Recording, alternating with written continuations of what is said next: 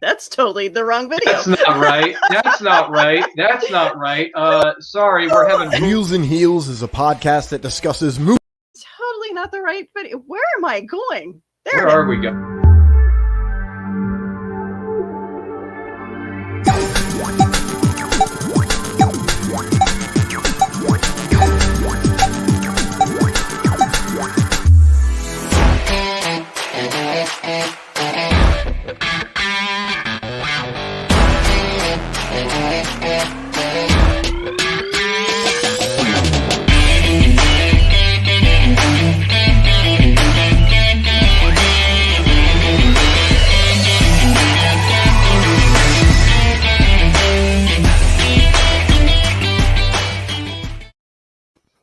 Who allowed me to have control of this show today?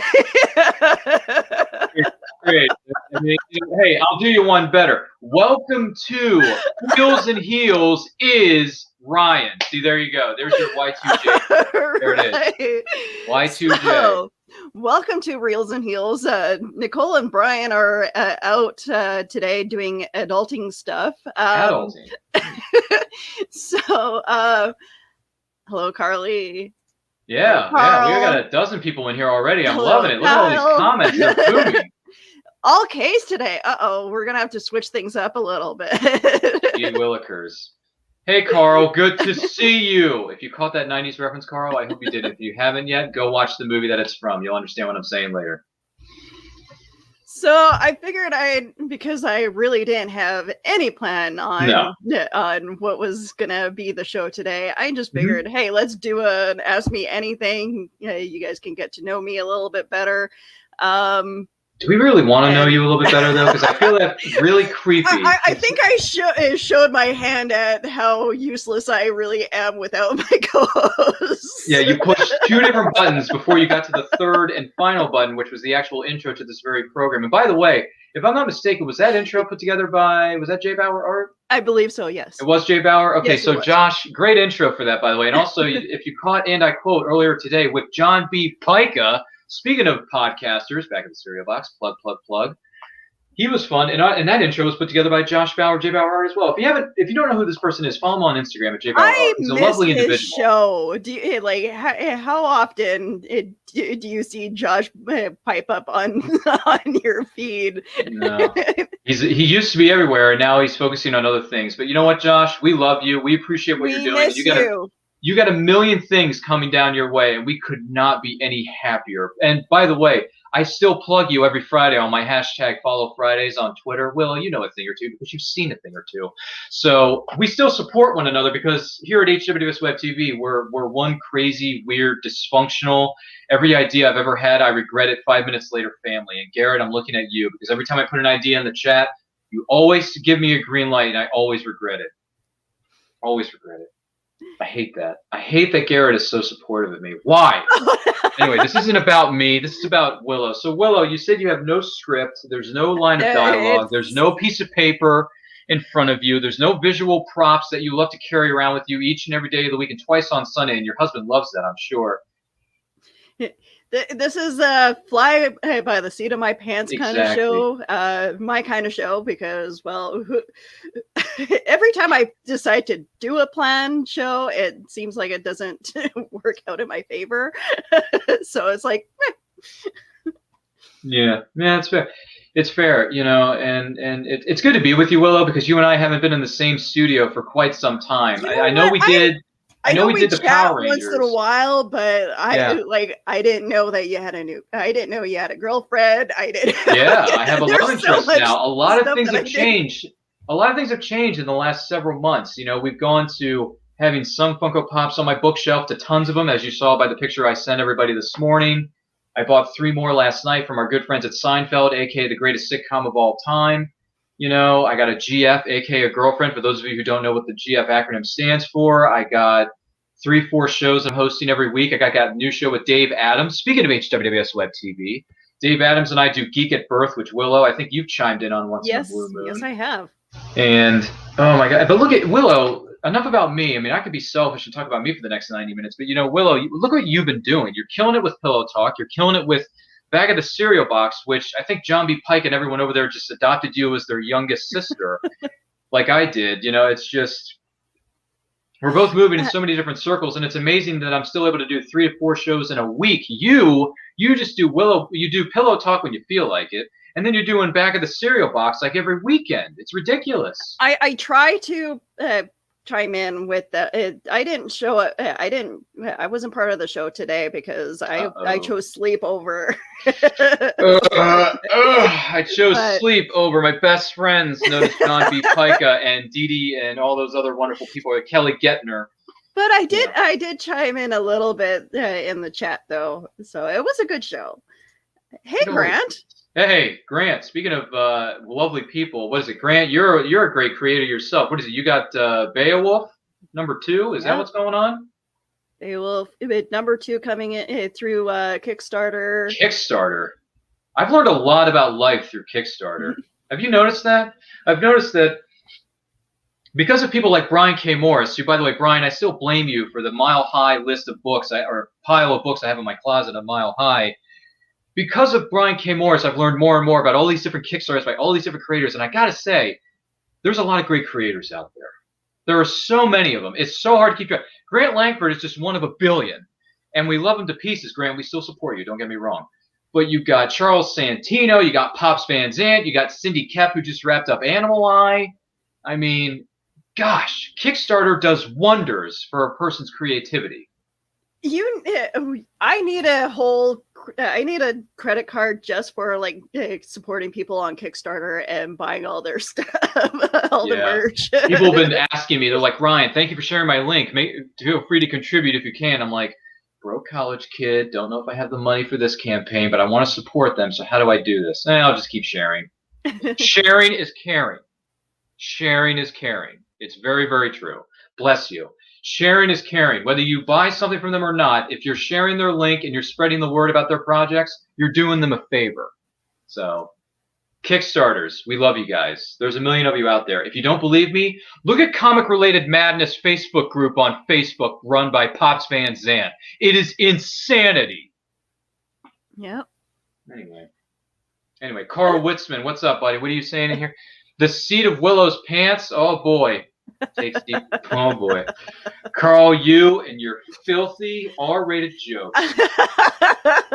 You know what, Carl? I'm going to do you a favor. Keep the change, you filthy animal. That's what I got to say to you, Carl. Hey, well, I don't know if you were a part of the chat yesterday during which millionth show was this? Never mind the furthermore, but I caught some of it. I believe Kara Nicole was on the other day.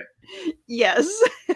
Congratulations, Kara, on your new project. Congrats. Keep in mind, if you're going to be part of the chat in any of our shows, it's going to be adult. A lot of it might end up turning into a very adult-oriented show, especially when I get involved. It seems Willow Schuyler put something in the water.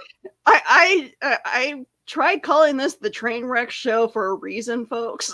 It's fair enough. It's fair enough. It's fair enough. But no, in all seriousness, though, to round this out to the beginning here, it is good to see you again, Willow. It's been so long. It's been a while. We did the Power Rangers show right on this very program, Reels and Heels, a few weeks back. What was that, like 3-4 weeks ago? Yeah. Gosh, that felt like forever ago, Brian. But that was a great show nonetheless. We had legends in our own right. We had someone who used to work for Saban. We had David Fielding, a.k.a. OG Zordon. What's up, David Fielding? Oh, gosh, I could talk about Power Rangers forever, as John B. Pica found out this morning during, and I quote, plug.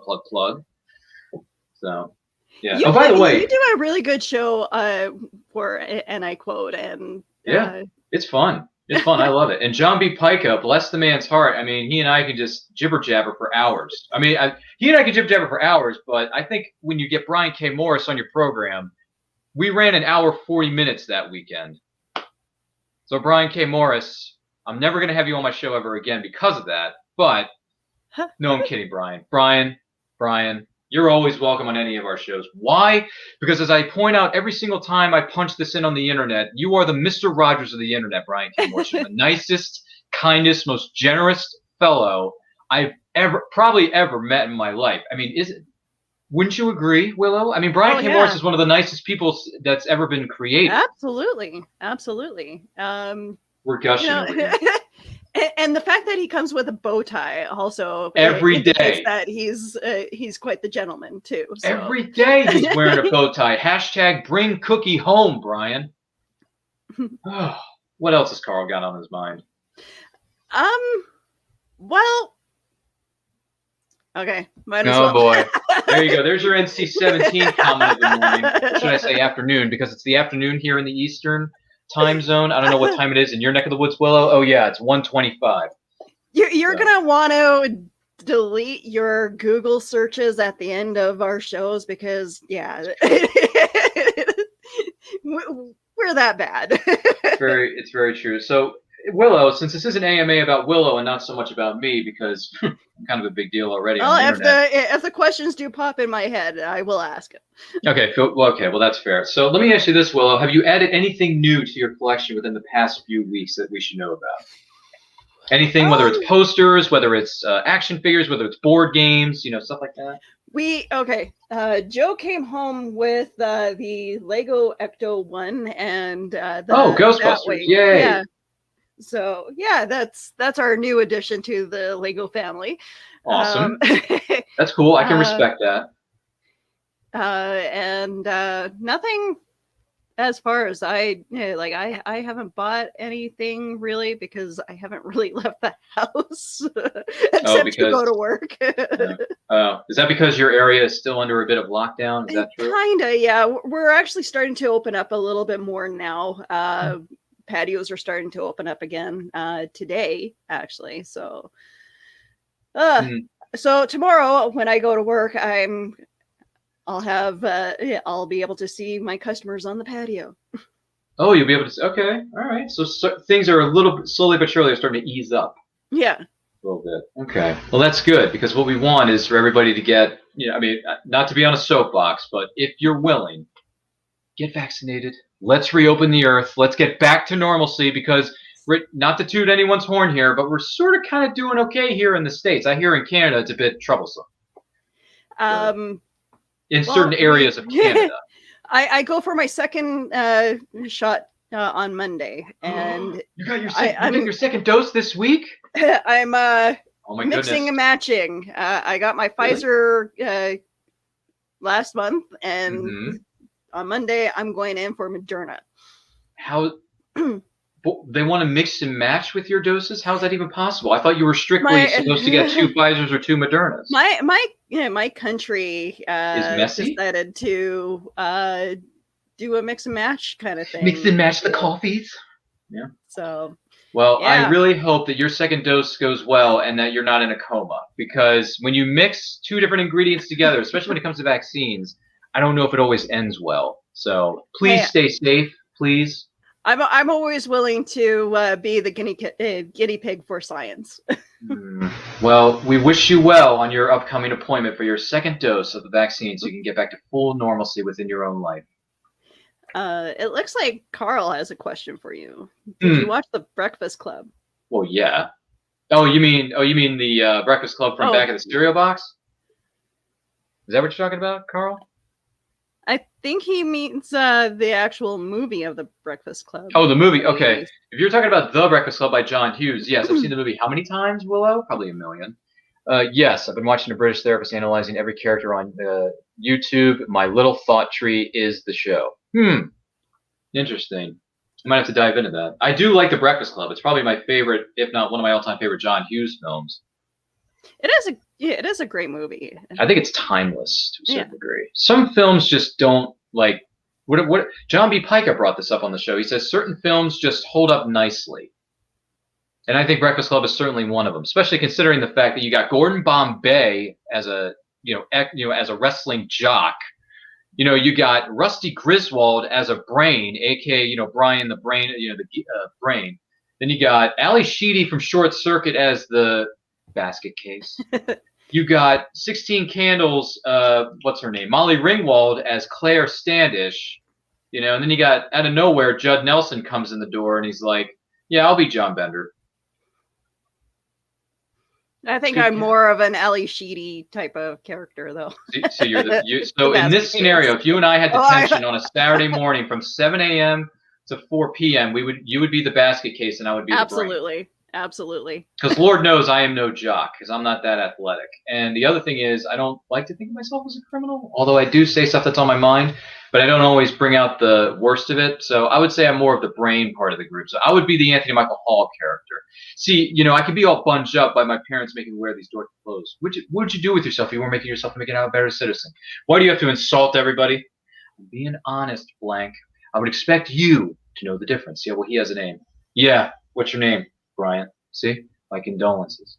Sorry, that was my quote of the Breakfast Club for you for the day. If you want me to quote more, Willow, I can go all day. Absolutely. Great question, though, Carl. That's how we get Jurassic Park. Mix and match. That's how we get Jurassic Park. Mix and match. That's how we get Jurassic Park. Oh, my gosh. K-I-tician. You know what, Willow? I'm just saying that life finds a way. That's right. It does. By the way, if I ever meet Jeff Goldblum in person, I'd like to meet him. I really do. Seems like a fascinating individual.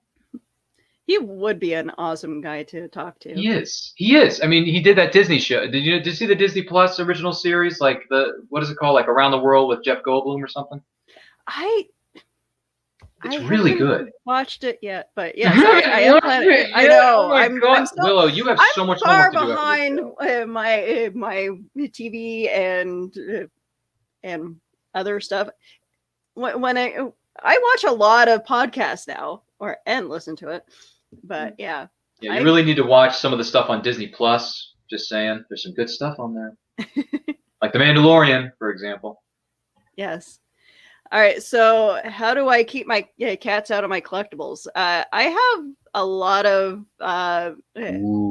Good question. That with glass and all that. So yeah, they're kind of behind glass. The odd ones that I do leave out, like behind me. Behind you? I can't see. Oh, there it is. My living room's a bit of a mess, so I apologize if you see that. I'm so used to you having a backdrop behind you. Well, I'm the only one home right now. My husband's currently out with his parents, so I get the house to myself too. Yay, we can see the Avengers poster from 2012. Yay, that's a great film. Can you believe that film turns 10 years old next year? Can you believe Not feeling old yet. Yep. The movie turns 10 next year, Willow, so fasten your seatbelts. We will be doing a celebration of the 10-year anniversary of Marvel's The Avengers. You can bet your bottom dollar on that one.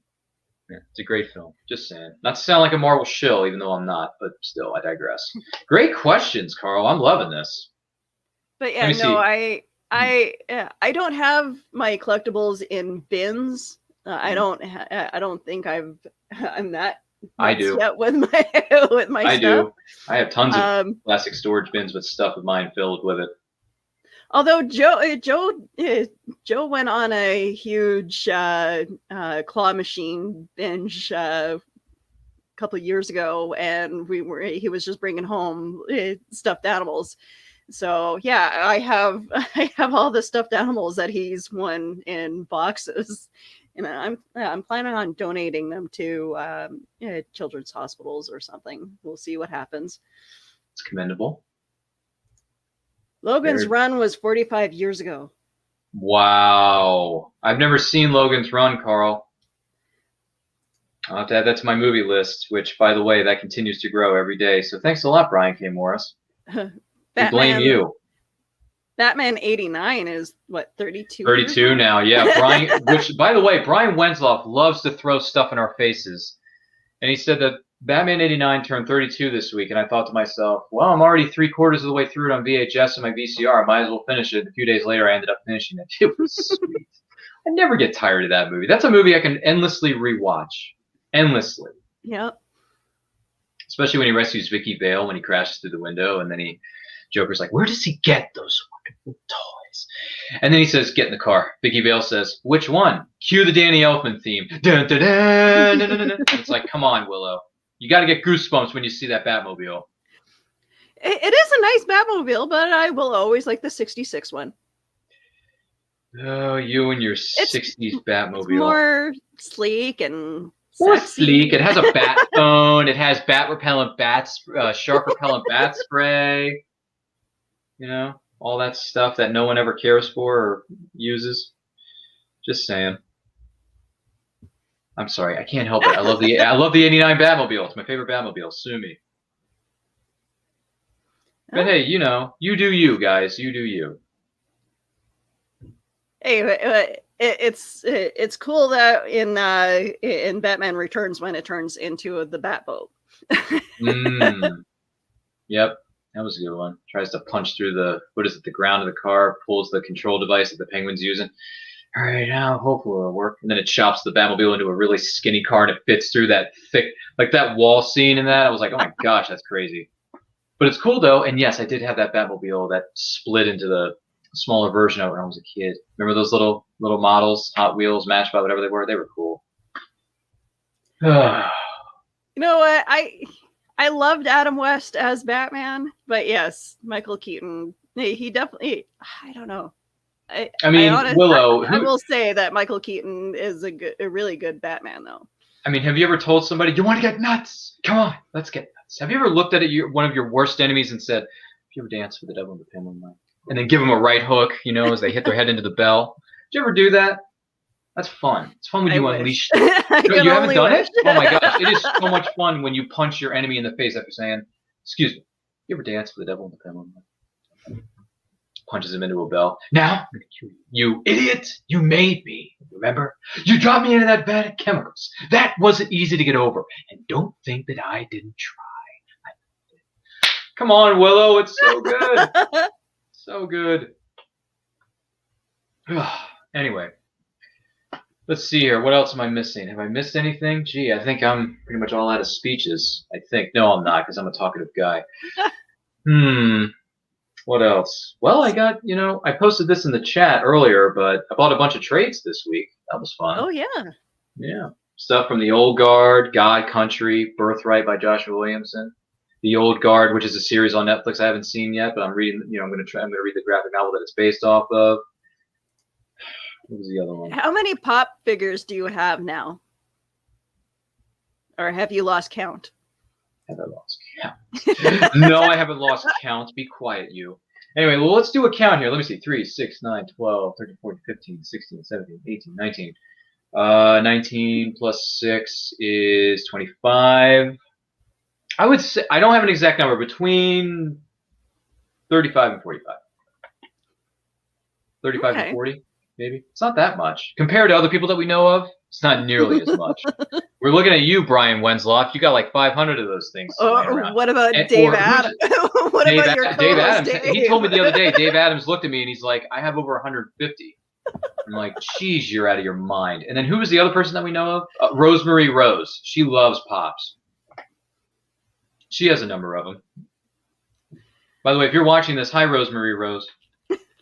She's awesome. Yeah, she has a bunch of Pops. But yeah, no, I have like 35 or 45, whereas everyone else has like a gajillion. So I'm on the lower end of the spectrum with this. And have you like priced them all out? Do you have like through the PPG, the Pop Price Guide app on my phone? No, I don't. But I know Brian Wensloff does. No, but I don't. I don't know how much my Pops are valued at. I do know. I take this back. There's one Pop that I have in my collection that's worth in the triple digits. I do have one that's worth over 100. Holy crap! Yeah. Do you want to know where it is? In your closet? Well, yeah, it's in a storage container in the closet. Let's not go creepy on the audience here, but yeah, do you want to know what it is, though? Sure. It would be Raymond Reddington, James Spader himself, Red Reddington from NBC's The Blacklist. Oh, wow. That Pop is worth a lot of money. Holy crap. I know. It's fun, though, isn't it? I mean, someone was selling the Elvira Chase the other day for $90. I'm like, geez, Elvira's Pops are worth a lot of money. They're expensive. I'll stick with the 2 Elvira Pops I have, and if I happen to see more Elvira stuff and it's in my price range, I may buy it. But just do it. Buy all the Elvira Pops. Buy the Chase exclusive. Buy the Hot Topic exclusive Elvira Pop if you want. I'll have to go to Hot Topic, see if they still have it. Pretty much. Yeah, we're all broke. I mean, I'm a broke college kid, Carl. Truth be told, but Willow's just a broke, well, somewhat half broke barista. I don't know, but I don't know. Baristas make good money at Starbucks, right? Minimum wage. Okay. Or just above minimum wage, anyway. Just above minimum wage. But we get good benefits, so I can't complain about it. I heard that's true about Starbucks. So good on you guys. You get benefits. That's a good thing to have. Well, with any job, really. But if you're a barista working with a lot of hot-tempered people, yeah, that comes in handy. I mean, I get my therapy paid for. Well, okay, I get my therapy paid for. I get my glasses paid for. Dental. That's hey, Terry. Really good. Hey, Terry MacGyver, one of the hardest working people in show business. What's going on, Terry? How's the luck of the Irish doing? How's Ireland doing? You know what? I've always been curious about it because I don't follow the reports because watching the news is just too disturbing to begin with. But I'm wondering, how are the numbers in Ireland with COVID? Are they doing well? Are they below the line? Are they doing well? Has their what am I trying to say here?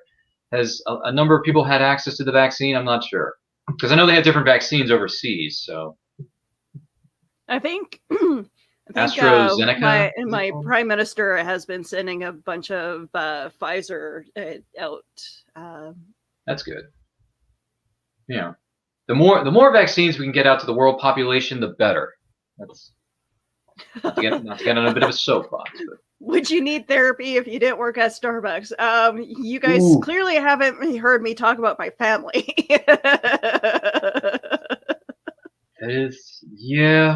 That is true. That is true. Oh boy.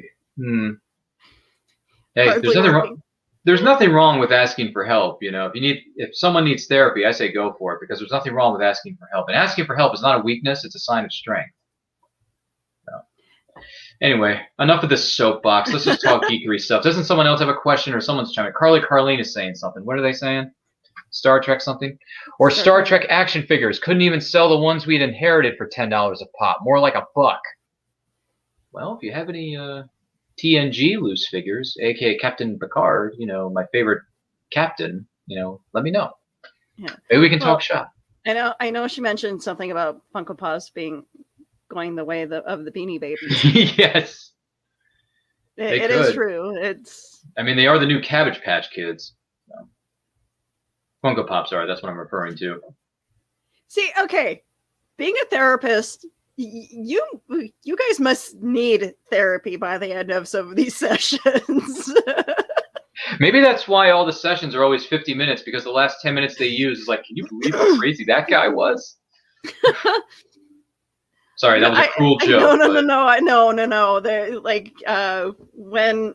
When I walked into my first therapy session, and she goes, she asked me, "So, tell me a bit about yourself." I'm just like, "Where do I start?" Tell me about yourself. Well, where can I begin? Being a foster kid, there's just like a list of things that I could be in therapy for. Carl. Oh, Carl. I'm almost afraid to be in the same room with Carl Witzman, whether it be at a book convention or a convention in general. I wonder how the time would be spent with Carl Witzman. Would it be time well spent or time that you wish you could get back? I don't know. If I see you at a convention, Carl, we're going to have a discussion about that. Well, apparently Northern Ireland is good, but Southern Ireland is not. No. I'm sorry to hear that, Terry, but I do hope things improve for everyone out there. That is for certain. We are keeping our fingers crossed, ladies and gentlemen. Northern Ireland good, Southern Ireland not so good. Bummer. Oh, hard to hear it. Oh, boy. It's okay, Carl. I'm sure you're... Whoa, someone's here. Someone's here. Who's this? Hello. Well, I'm trying to steal him away from the Legend of the Traveling TARDIS. Oh, It never seems to work. a fandom I will never understand, but at least I can respect it. What's up, Dave? How you doing? Not bad. I screwed up my entire day. Time zones suck. Oh yeah. It's the launch of Major League Quidditch today. Oh. And so they are on right now. Uh-oh. Whoops. Someone's Whoops. computer's flipping over. Oh, there it is. I see the live. So what time zone are you located in again? I'm in Alberta, so I'm in Mountain. Oh, Mountain Time. They're in Eastern, and so I'm like, cool, I'll get on at 1 o'clock in the afternoon. It's great. My roommate wants to go out and do some errands, pick up some beer. Perfect. Shoot, that means it's 11 o'clock. Oh, so Yeah. It's almost over. I will probably watch it when this is done. I'll rewind the archives. No worries. Sounds about right. I'm on the East Coast, so it's 2:45 where I am. Yeah, I'm in the Central Time Zone, so I tend to shift my schedules over for the Eastern Coast. Yes, you do. yeah. I try to, but at the same time, I kind of don't. When I have a live stream, I mean, I can't control the TARDIS. Yeah. For my own streams over at the Rat Hole, I do try. How often do you do your shows, by the way? When I have guests, it's Okay. My main thing is when I'm reviewing board games, I tend to write them. Okay. Doing a video, I'll edit it and put it up. I only started doing those at the request of another web show. Okay. And then so I only started doing interviews on my own through my page, basically during the pandemic. Yeah. All of my whole team are just, I've got 2 people that are like high risk, 2 teachers, 1 person who like coordinates the emergency services for their city for pandemic response. So that the whole year has been worse than usual for my team. Like, cool, pandemic, we're all shut down. We can play a bunch of games and damn. It was a fail. Okay though. Well, there is one positive thing that came out of this pandemic is that we've had an incredible surge and boom of podcasting and podcasters. Exactly. So there you go. There's one positive of a crazy pandemic that we're sort of kind of living in. Some other parts of the world more so than others, unfortunately. But I can't help that. But anyway, so Dave, do you have any questions for this individual known as Willow? Because this apparently is an AMA for Willow, but I've already asked her like 2 questions and she doesn't give a crap about what I asked her. So what do you think, Dave? Do you have a question you want to throw out to Willow that she may not have had the chance to answer as of yet? Well, now again, I've been out and about, so I don't know what you asked me, so I apologize if I asked the same question. No, it's okay. It's okay. It's okay. It's fine. Since we were talking about the pandemic, what are your thoughts on kind of returning to, hopefully not normal, because we need this crappy normal, but normal as far as conventions go? Yeah. Oh, you know what? I posted the other day, if you caught it, I know Facebook has a weird algorithm thing going. I miss dressing up. I miss going to conventions. I miss seeing people. I'm excited to see people in a convention setting in real life again. You know what? Calgary has some really cool events, and I hope to make my way out there. Maybe in the next year or so. I don't know. Calgary's okay. My summer tends to be booked to the hilt with events.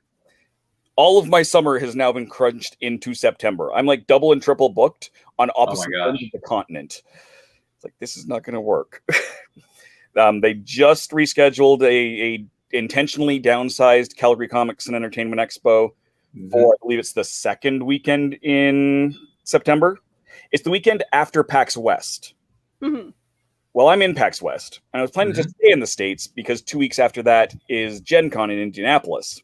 Ooh. And the week after that is StarCon in Orlando, which is the same people who ran Central Florida Comic Con. Oh, nice. I'm probably going to head down there with the Traveling TARDIS because I've been meaning to get down to Florida to meet up with them. The weekend after that is Origins Game Fair in Columbus. Oh, wow. So I was going to take kind of 2 weeks as a nice casual drive. I am driving all of this. Nice casual drive to get to Indianapolis, visit a couple of friends that I don't get to see more than once a year at best. Take my time. Now I'm like, do I want to come back to Calgary in that weekend off? I don't, but I kind of do. And the same weekend as Origins is Twin City Comic-Con, I believe is what it's called. It's, again, the same people that did Central Florida. Okay. And, like I said, and Origins and the Edmonton Expo. Oh, wow. And I'm less crushed about missing Edmonton. I've done less with them, but I've missed since I started going in number 3, I've missed one Calgary Expo for almost the same reason. They rescheduled it from April to June for William Shatner. Oh, interesting. The first time he came. Weird.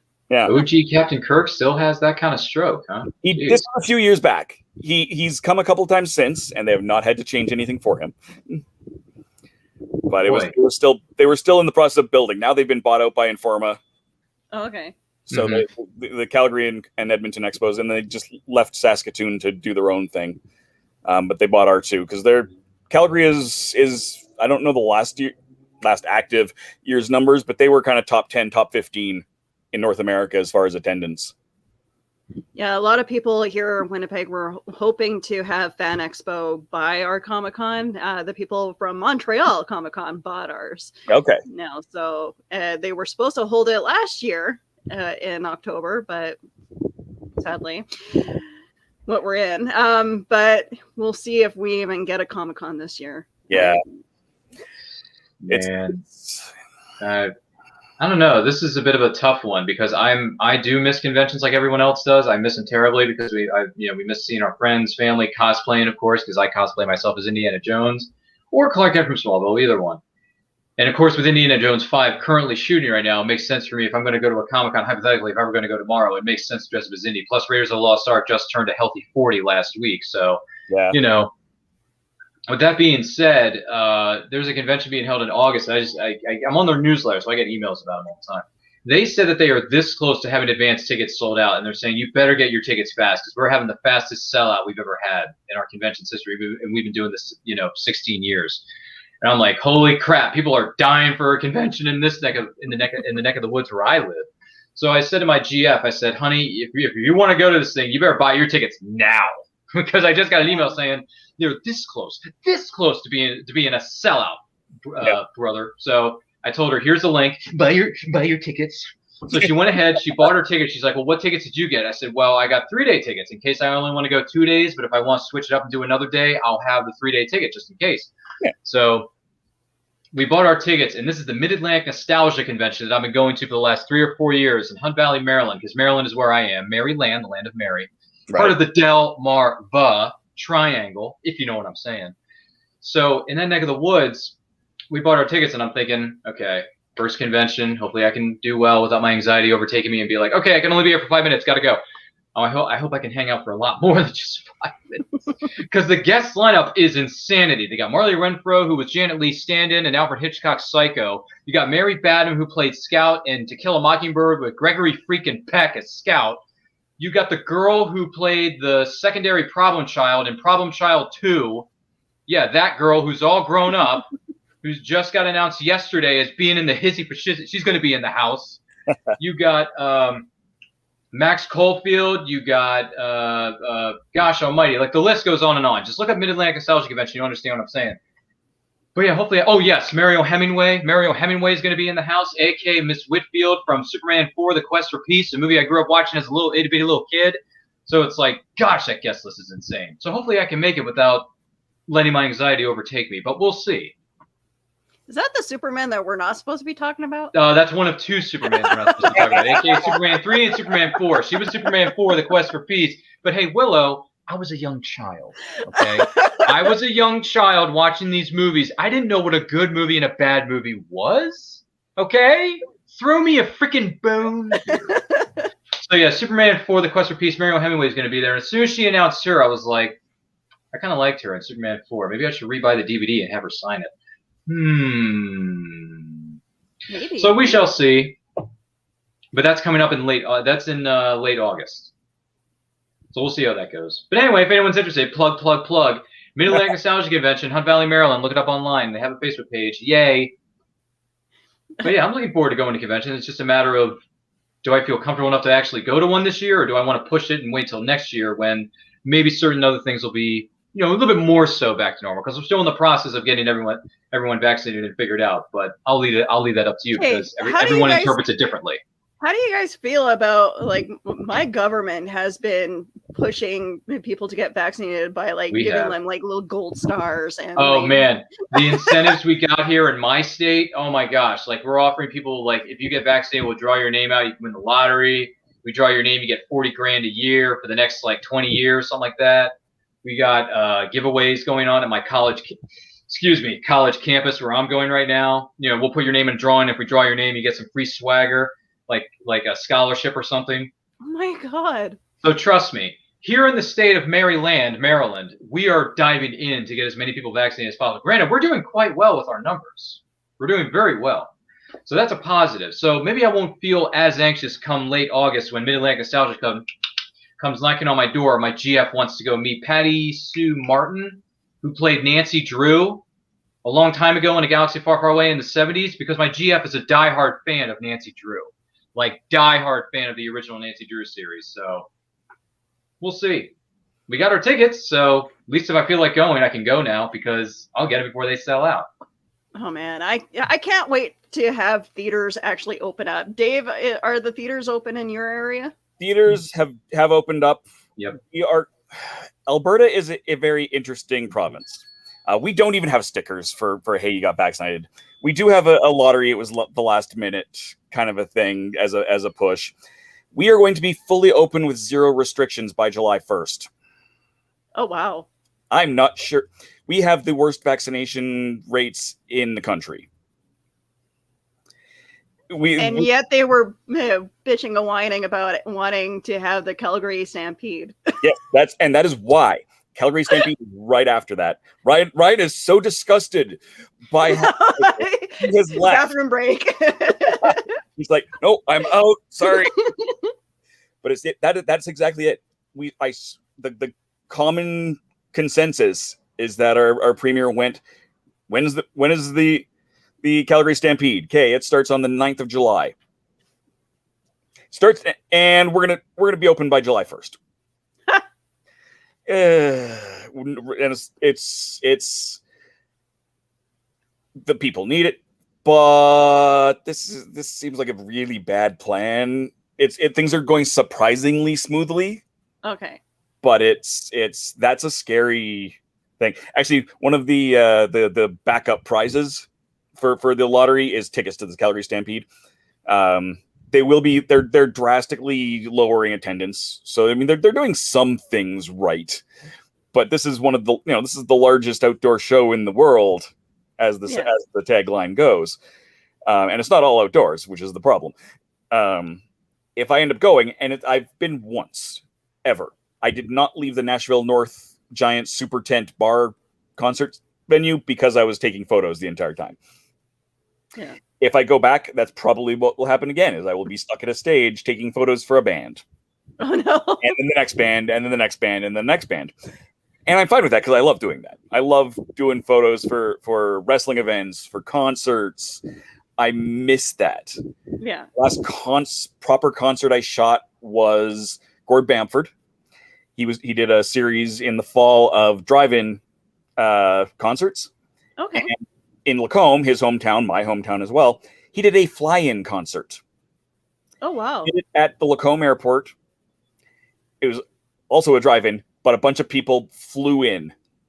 So they're watching from their little planes. Okay. It was kind of neat. But yeah, that was the last decent sized concert I got to shoot. So. And how long have you been a photographer for? I tell people, and this is not an exaggeration, that I pretty much grew up chewing on cameras. Okay. My parents met doing photography competitions. Oh, wow. Back in the day when it was, film and it was a thing, right? It wasn't just snap it on your phone and send it into a website, right? It was a bigger deal, harder process then. And so I pretty much literally grew up chewing on cameras. Okay. My first professional work was being done on a Canon AE1 film camera. Oh, wow. The camera is almost as old as I am. So I was that a black and white one, or was that a color? It was color because it was color film, but I'm not that old, Willow. How old are we talking here? Because age is just a number. No, I'm kidding. I learned photography on black and white cameras. So nice. Color, but in school, like the courses in junior high and high school, yes, because it is easier to develop at it. We did black and white there, but for most of my other stuff was color, just like anything else. I did bypass the slides. My parents had boxes and boxes of the old slides, and I was like, wow. Well, it's funny. During one of my classes in photography, I had to hand in a project of people in their element, right? And I took a picture of my teacher. Just out of the blue, just decided to snap a picture of him, and I handed that in to TP Marketing. Goes, I don't know when you had the chance to take this picture of me during class and why I didn't notice, but it's a nice picture. So I used to do roller derby. I now play Quidditch, which hence I'm watching it, and I still use it for my professional stuff. I was given the name Paparazzo.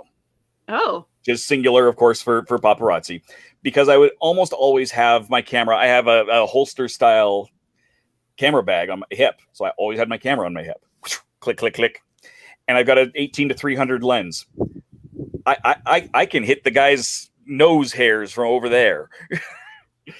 So it's fun. Like I just anywhere and every now and then it's a fallback for a job.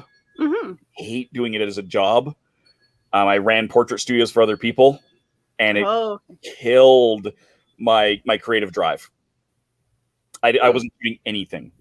My camera sat in a storage room for a year after I left that job because I don't even care. Hey, can you come shoot this concert? Talk to me next time. I can't right now. But I've been, slowly working back into it. I do wedding stuff as well occasionally. I hate doing weddings generally, but again, I work with a great group of people doing that. I do videography for them as well, so a little bit is fun. I don't mind doing weddings so much when it's this blah blah blah blah blah. I'm a monkey with a camera. Talk to that guy.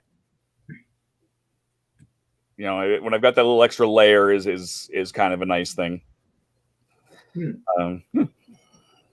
Okay, Ryan.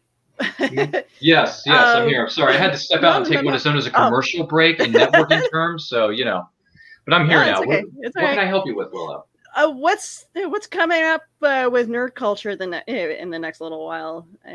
More like what isn't? No, okay. Here's the thing: nerd culture. For those of you who may not be aware of this, nerd culture is a hot YouTube channel that I'm a part of, and we just surpassed over 600 subscribers. Oh wow! So our numbers are climbing, and we're kicking tail and taking names, and we're turning up to 11. So here's what's coming up, Willow. I'll give you the 411. So every Saturday live at 12 p.m. Eastern time.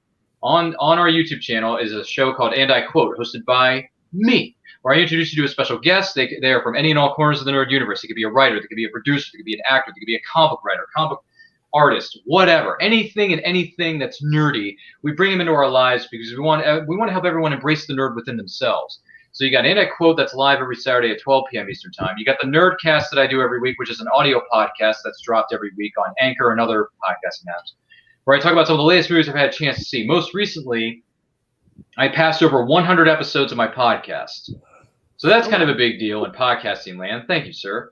So I've been talking about the Star Trek movie franchise lately. I've had a chance to go back and watch the older ones with Shatner and Picard, a.k.a. Patrick Stewart, a.k.a. one of the best things since sliced bread. That's right. Make it so. So you got that going on. And what else do we have? We have new videos posted every week. We have Caroline, who does our Netflix and chill videos. Hi, Caroline. How you doing? You got Travis and Greg doing our gamer videos. You got Nick is our DC nerd, so he talks about all the stuff that's going on within the DC universe, whether it be through video games, comics, television, movies, what have you. And pretty soon we're going to be dipping our toes into anime. Pretty soon we're going to be putting up some stuff about D&D, because I hear D&D is kind of a big thing for gamers, or just gamers or people in general. I don't understand it, but I respect it. So you got that coming up. So yeah, we got tons of stuff coming up for nerd culture. And once Earth, fully reopens and we can embrace and conventions really start cracking open, then we're going to go to conventions. We're going to interview the vendors. We're going to get interviews, get some B-roll footage. Because if one of the best things of going to convention is just looking at everything that's around you. Wow. It's like the Wizard of Oz. Everything comes to life when you're at a convention, whether it's the vendors, artists, celebrities, autographs, prints, whatever. And you're still not allowed to look behind the curtain. Yeah, well, yeah. I mean, unless I got behind the scenes badges.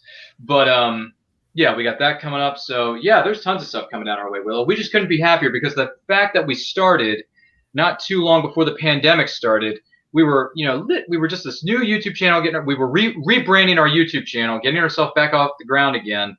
Then one day we passed 250. Then one day we hit 500. And now, a week and a half and change later, we're up to over 600 subscribers. It's incredible. Oh, wow. And you know why? Because sharing is caring. And I think another thing is because we offer such great array of content, and because of people such as yourself, Willow, or Brian K. Morris, or Carl Witzman and Ted Davies, who share our stuff out to more and more people each and every day of the week and twice on Sunday. I think it's one of the biggest reasons why our numbers have climbed, and because our lovely audience is great and they're very supportive. So thank you for helping us get to level 6. Let's get to 1,000, shall we? Well, I know I saw Caroline online or like posting a video at like 2 a.m. one day. I'm just like, what? What are you doing up so early? Because she doesn't sleep. And by the way, this is another thing we just surpassed. We've passed over 50 followers on our Twitch channel to the point where we could become a Twitch affiliate and start making money. Woo! So there you go. Twitch is becoming a bigger thing for us. So thank you to all our Twitch. Just thank you to all our followers in general. I'm here at the Oscars. I'm just going to say it. Thank you, one and all. Because if it weren't for you, we would not be here. If it weren't for our subscribers, we would not be where we're at. So. What's that? You got a new stalker. Oh, hey, Carl. Thank you, Carl. I thought you subscribed to us months and months and months ago, but I guess you forgot the memo that I keep sending you every day. But thank you, Carl. Appreciate it. But thank you for asking that question, Willow. I mean, your culture is great. We love it. I love being a part of it, and I can't wait to see what's around the corner. Plus, being a part of the HWS Web TV family has been a blessing. It's been a blessing. And now I get to do a show with Dave Adams every other week from Unrelated Birth that we call Geek at Birth. Yep. It's wonderful. The more you collaborate with people, Willow, the better off you're going to be. Because networking is one of the most important things you can do in life. Yeah, and you guys do an amazing job on that show. And Dave, you do an amazing job on the Legend of the Traveling TARDIS. Apparently, Christian needs to take some time off. Yeah, Christian needs to take a lot of time off. We are not doing a show. We've got a show next week on the Legend of the Traveling TARDIS. We have some people from Time Fracture, the Doctor Who big interactive thing. Nice. The week after that, we are not doing a show. Oh. I have told Christian, no, go. I expect you to still be hungover from Independence Day. Yeah. Or whatever. I just said, no, we need to not do a show. I'm trying to get him to take some more time off as well, but we'll see if that happens. So are you gonna make Melanie become the host of the day, or Melanie? Yeah, we'll one or the other of us will be picking up those reins on the odd occasion. Christian after the last convention he was at went, Dave, can you just take point on tonight? I'm still just convention.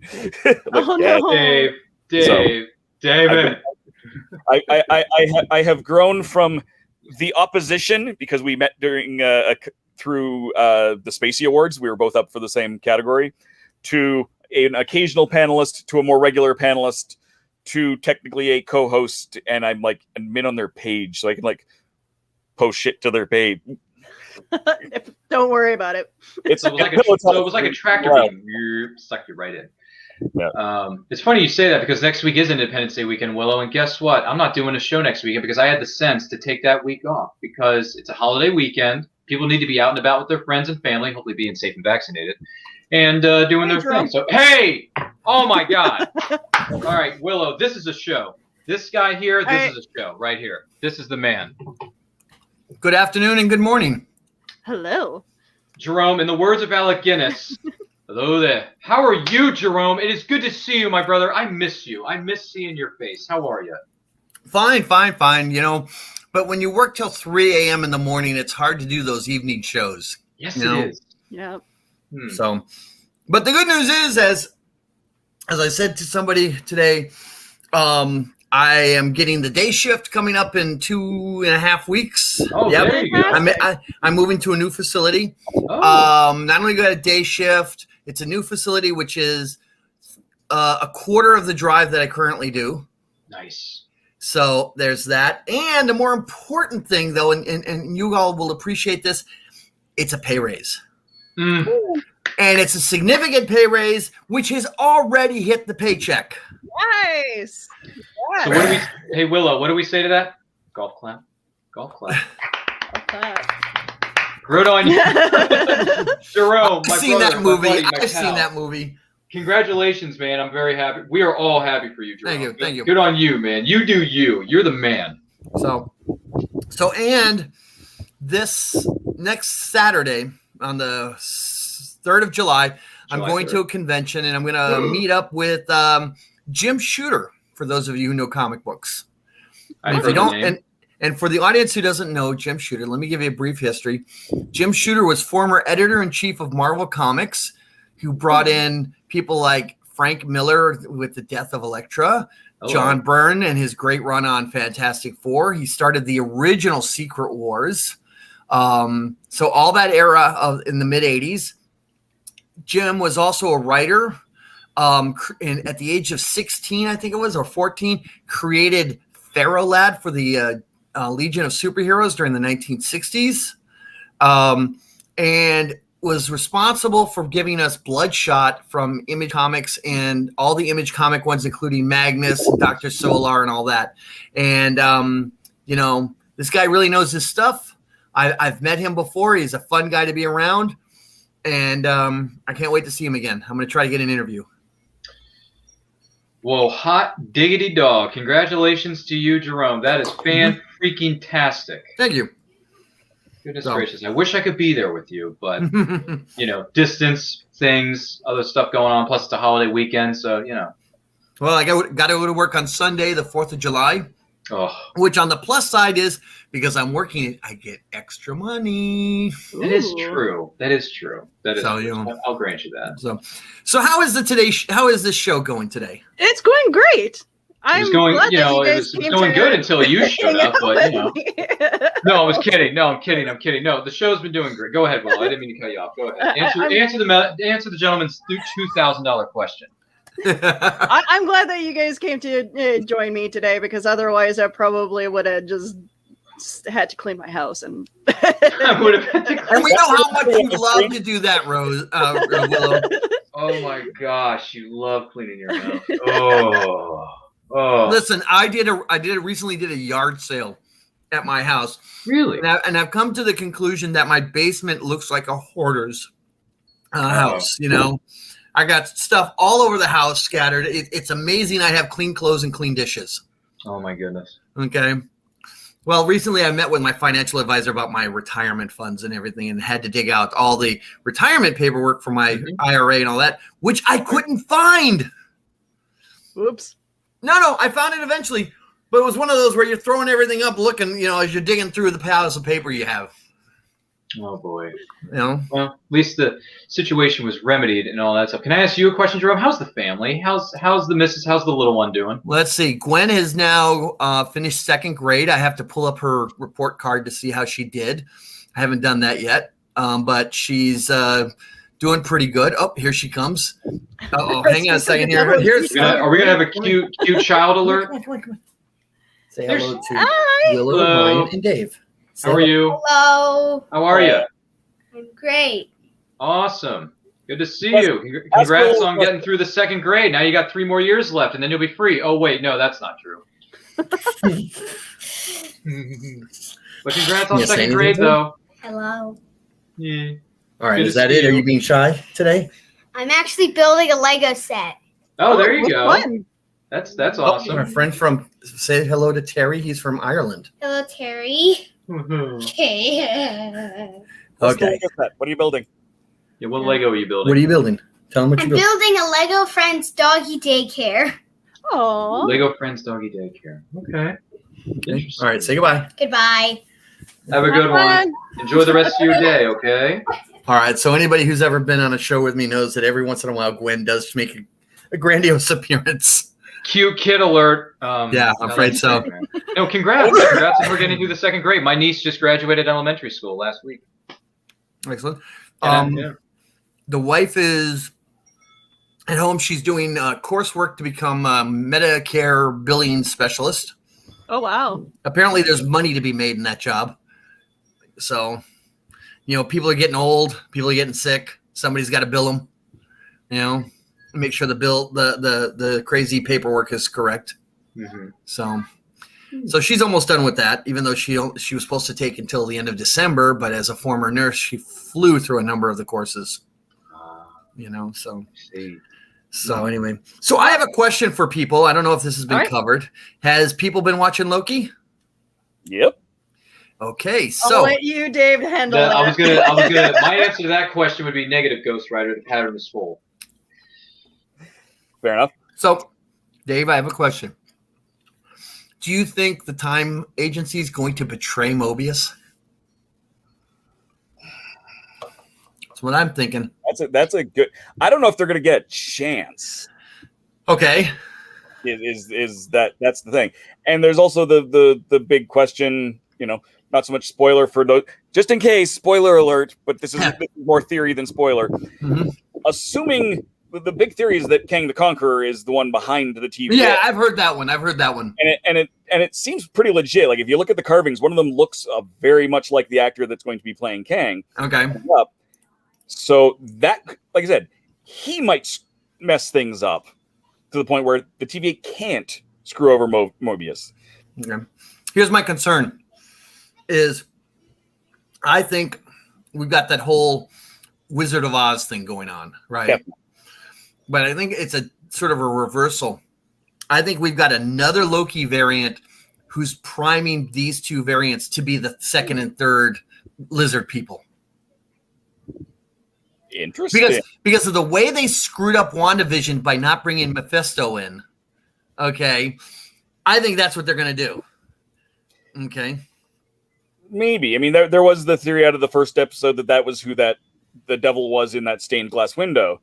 But they have said that they came out and said, no, that wasn't Mephisto at all.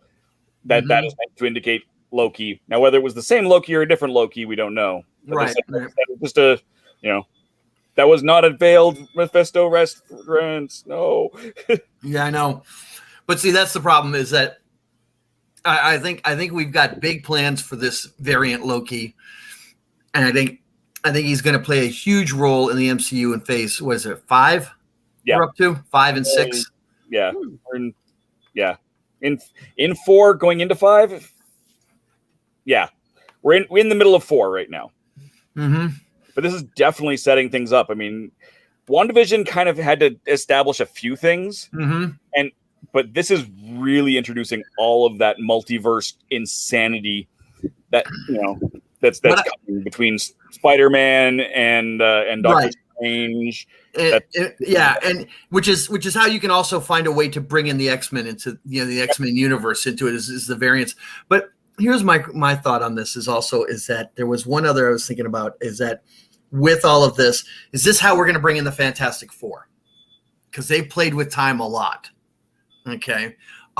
Because now that Disney owns Sony, okay, they could bring in the Fantastic Four. Or does Disney get smart and say, let's not, we've done it 3 or 4 times, it hasn't worked. Let's just make it a 1960s Fantastic Four, like what Kirby and Stan did, because that would work really well.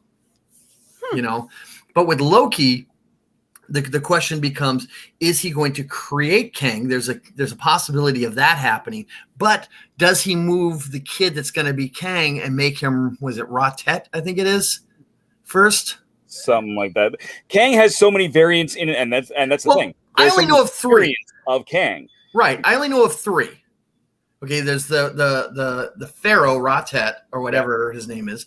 Then he's Kang the Conqueror, and then he's something with the time one. Yeah, which is after Kang. I feel like there was a couple of just straight up variants of Kang that happened in amidst over the years, where it's still Kang the Conqueror, just a different Kang the Conqueror. Right. But he's not a character I was really invested in over the years. It was too hard to keep track. That too, and the books he was in were not usually the ones I followed closely. Oh, I guess would be the better statement there. Terry, you're absolutely right.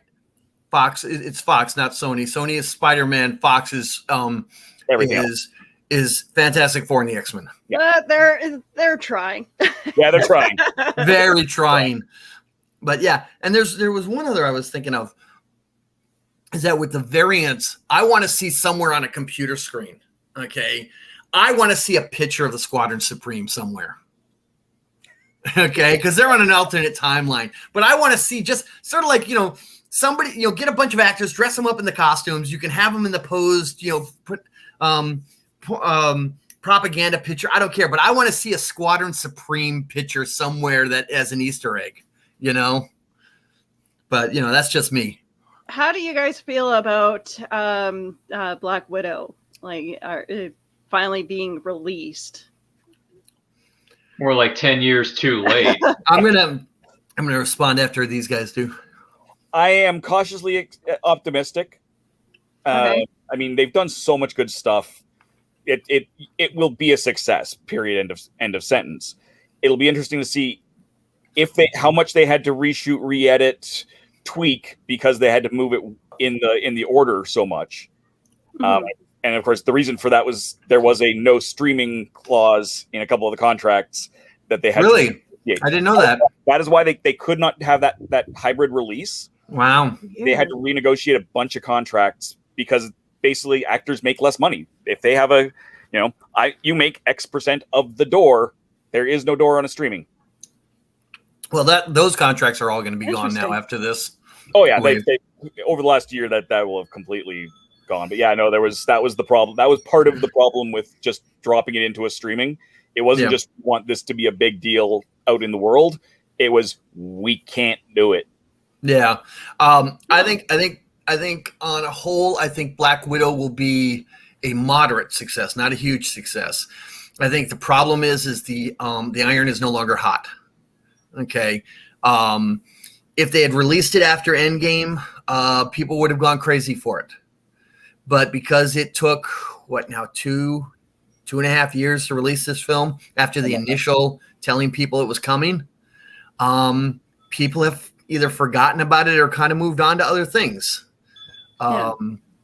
Because all of Marvel stuff is now happening on the streaming as done as the series, like WandaVision, Falcon and the Winter Soldier and stuff like that. People are liking the series now more than they are the movies. Okay. And they're still uncomfortable going to the movies for those big screen epics. And as much as I love a good spy genre, which is basically what Black Widow is, because she doesn't have any superpowers, do you really need a big spy show on the big screen, or will a small screen like what we're all looking at right now work perfectly fine? You can watch a James Bond film on this and still enjoy it a lot. You don't need that big screen with the big sense around sound.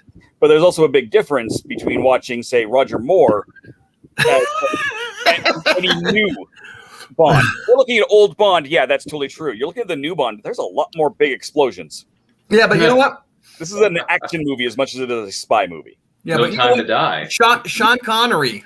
I mean, I've seen Sean Connery on a 30-foot screen because I was at one of those old school theaters, where basically the sound of, I went and saw, what was that? I saw Ben-Hur on the same type of screen. Oh, wow. And when they were doing the chariot chase and the galley fight scene, my fillings vibrated. Okay, that's how good it was. I mean, trust me, there's nothing like Lawrence of Arabia and the charge across the desert on a big screen. But the Bond films, even the new ones, yeah, there's explosions, but it's still, spy films are still personal. Okay, they're not Star Wars. They're not the big fight scene at the end of the MCU. They are a spy gains your confidence and either stabs you in the back as an assassin or steals your secrets. That's what spies do. And we keep forgetting that because Bond's basically an assassin.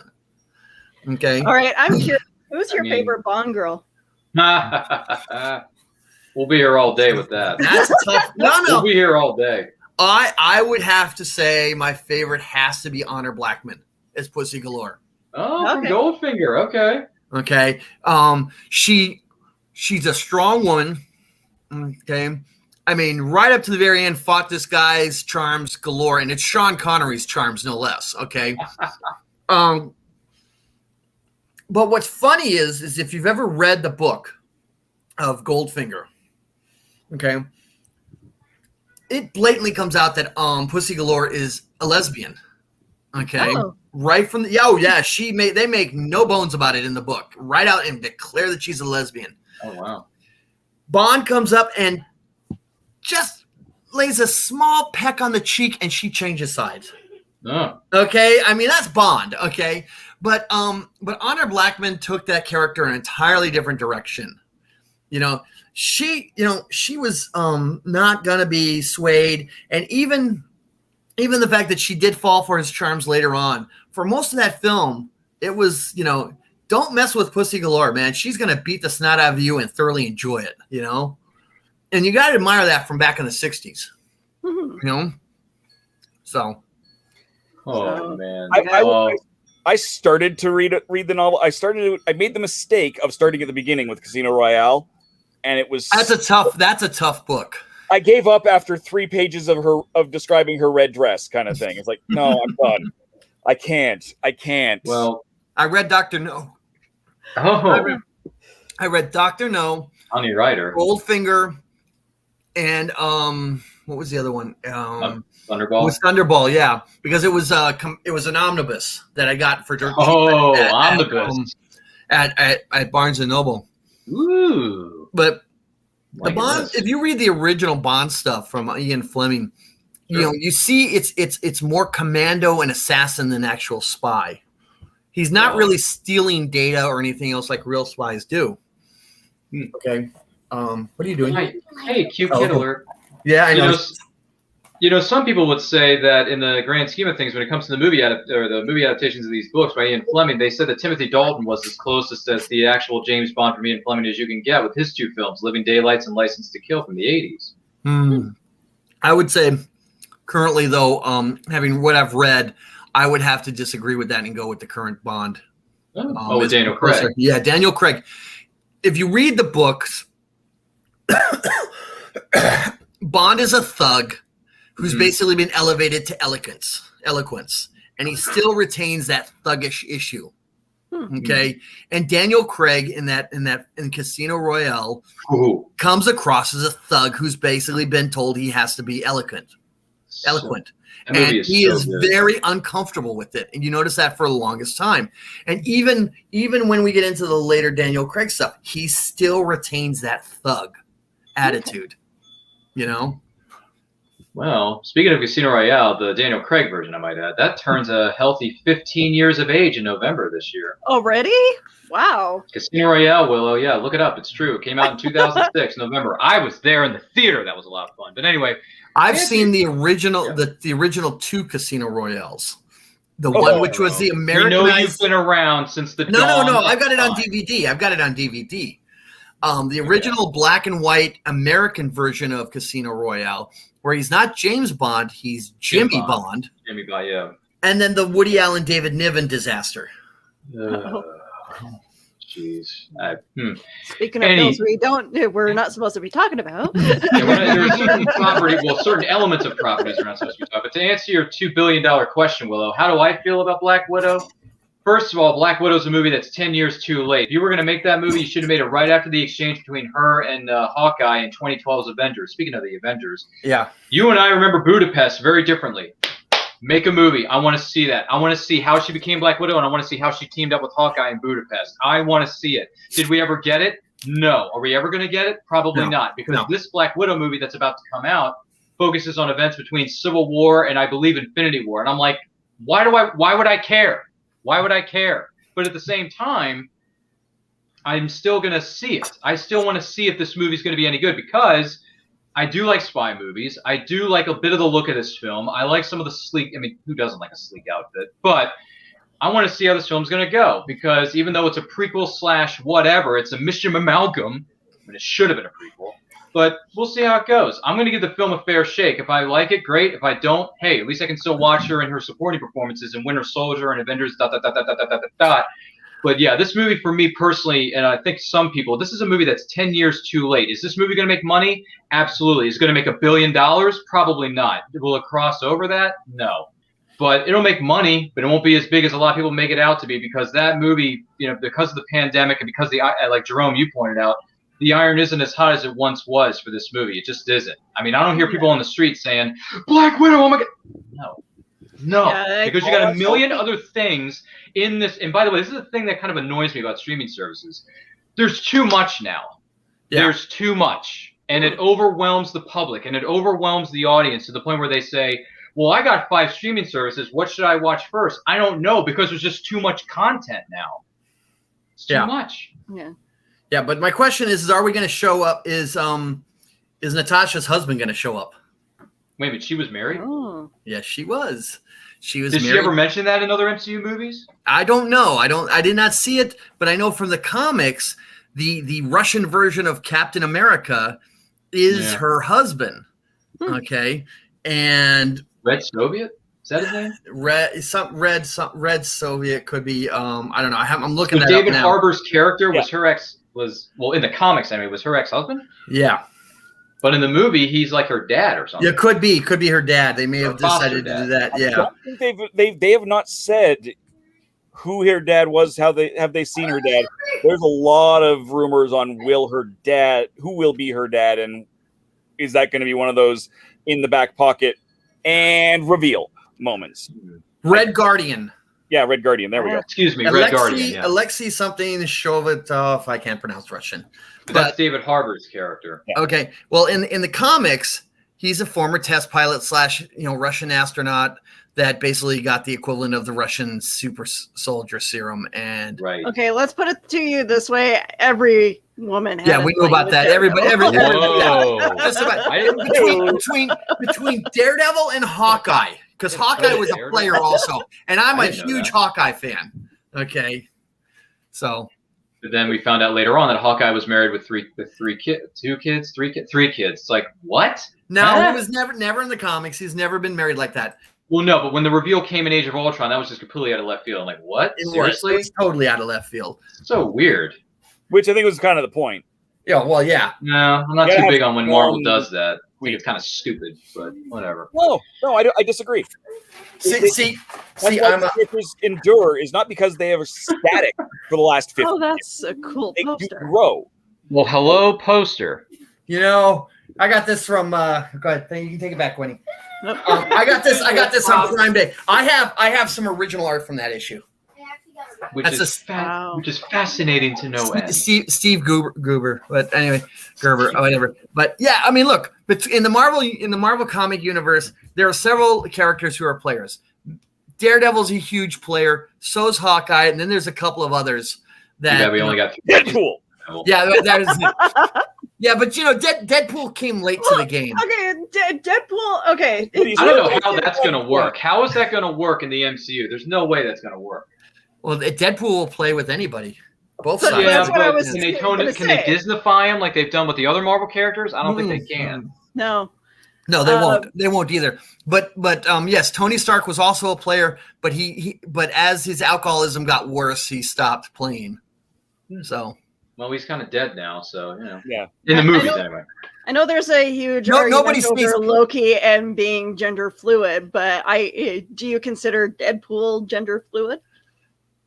No, I consider not gender fluid, but he's very particular as to who he sleeps with. Okay, I mean, you think about it. Deadpool doesn't sleep with just any person. I mean, say what you want about the craziness of him, he does have standards. You're not going to see Deadpool try to sleep with Captain America. Okay, even though Captain America is this hot guy with America's butt, but you're also not going to see Deadpool trying to hit on certain members of the Avengers, not because he doesn't only think Spider-Man. Right, but it's not because wrong right now. That's going to be a couple of years before. Yeah, we're not getting to that. But it's not because Deadpool doesn't find them attractive. It's so Deadpool has respect and doesn't want to ruin that relationship. Like I said, Deadpool has standards. He's not, anything that moves in a skirt type of person. Okay. So, like I said, as much as crazy. Like me and Captain Jack Harkness. Listen, I've Harkness. met Captain Jack, and I would do him, and I'm straight as they come. Wow. Okay. Wow. Well, we're getting deep into this rabbit hole. Wait a minute. Somewhere here. Hang on a second here. I have to pull it up. I don't know. There's a picture with me and Jack and Gwen. Bottom line is, we'll just see what happens when Black Widow actually comes out. Yeah. Yeah. Too soon to tell. My fear is that it's going to be mediocre. Yeah. I mean, like I said, it'll be a success, but a mediocre in comparison of Marvel. And people will not call that a pandemic problem. They will call it oh, look, a female lead failed. Yeah. Even though Wonder Woman and, Wonder Woman did it first. Yeah, but what was the other ones that they've had with female Marvel, leads? They still say Captain Marvel was a failure. They I don't understand how they can say that. The numbers, they padded the numbers, they bought all the tickets themselves. I mean, in terms of quality, it's not that good of a movie. It's fine. It's not great, but I didn't even think the first Wonder Woman was all that good. Well, it's okay, but it's not great. I consider the female version of Ghostbusters a marketing fail more so than the 2016 version. You mean? Oh, we're gonna have to disagree on that one. Willow, look at the bright side. They're retconning that. They're saying that movie never happened because Ghostbusters Afterlife comes out later this year. So that'll clean up the mess. I want to see that one that sure. way, by the way. Yeah, exactly. Ghostbusters Afterlife's coming out, aka Ghostbusters 3. So that's coming. So there you go. I mean, that's hey. It happens. I mean, granted, some of these movies just some work, some don't. I mean, in terms of quality, I think certain movies are better than others, but that's open to interpretation. Yeah, but I'm excited for Black Widow. I'm looking forward to finally being able to curious, see it, and I'm hoping that it gets the justice it deserves for being promoted, and when it does get released. If they pull the rug from underneath us and they actually give us what we actually wanted, which is how do you and I remember Budapest very differently, and we get that sequence, I would have said, okay, I like this movie. Hey, now. They could have done the same thing for Red. They could. I want them to do Budapest here and Budapest is in this, so I want that sequence, and then I want the other side of it in the Hawkeye series. Oh. Or hey, if we get both, I'm happy with that. Yeah, I'm down for that in the Black Widow movie and then the Hawkeye series. Which, by the way, if I remember correctly, me and Captain Jack. Nice. Lucky SOB. By the way, is Hawkeye the one with Kate Bishop and what's her name? Haley Steinfeld is going to be playing Kate Bishop. Yes. Dude, Haley Steinfeld can do that. Woman is a beast. She's one of the best actresses working today. If she's going to be the new Hawkeye, I say do it to it because Haley Steinfeld kicked a lot of tail in her career thus far. There is only one Hawkeye. Get that through your head, and it's Clint Barton. Yeah, well, yeah. But the torch is going to eventually be passed. No. Go be somebody else. There's only one Hawkeye. There's only one Captain America. There's only one Batman. Everything else is just second best. Torches do get passed. It's kind of the thing to do. Yeah. Heroism, then they get put in the water to dunk them out. Okay, How do you guys feel about Jane taking over as Thor? That I say, why on earth would she ever want to come back? She never even liked being in the Thor franchise. Have you seen her interviews? Oh, she's obligated to. She had a 3-movie deal in the contract, and they didn't want her in the last one for whatever reasons. But she didn't like her time on Thor 2. Oh, there was no chemistry between those two. It felt flat. Yeah. Here's the thing. I'm in the minority. I like the first Thor movie. The romance, you can take it or leave it. But as far as romance between Thor and another supporting character goes, the way they were leaning into it in Thor: The Dark World, considering the fact it's one of the worst superhero movies of all time, with Thor: The Dark World, they hinted at a potential romance between him and Lady Sif, aka Jamie freaking Alexander. I can lay the smackdown on your candy ass from Kyle XY. If that happened, I would have been. Yeah. Because Lady Sif is a badass, and Jamie Alexander is one of the best action heroines working today. See, the funny thing about Thor and what they tried to do with Thor was they tried to be true to the source material. Okay. You see that at one point they make reference to Dr. Donald. I can't think of what his name is in in there. And what had happened is in the comics, Thor had been exiled to Earth without his memory. And he played this crippled doctor, Donald Blake, I think it was. Yeah. Yeah. He goes, he finds this like cane, he taps it, suddenly he's, instantly becomes Thor with all of his memory. Well, in the comics, Jane Foster was Dr. Donald's nurse, assistant nurse, whatever, in his business. And they tried to do the romance for the longest time until basically about the late 60s. They just gave up on it and walked, she just walked away. Oh yeah. That character did not show up until the late 80s again because people just did not want to deal with that whole aspect of Thor. As to Natalie playing Lady Thor or whatever they're going to call her, I'm worried she's going to be incredibly wooden like she was in the last two Thor films. IDC, I don't care. You do it, go ahead. But that may not actually be bad for her to be a slightly more stoic super Jane Thor, right? I think that would work because they've gone and kind of done the Thunderstrike thing with Thor. Yeah. So it's not like they're going to be completely separate. They are, but they aren't.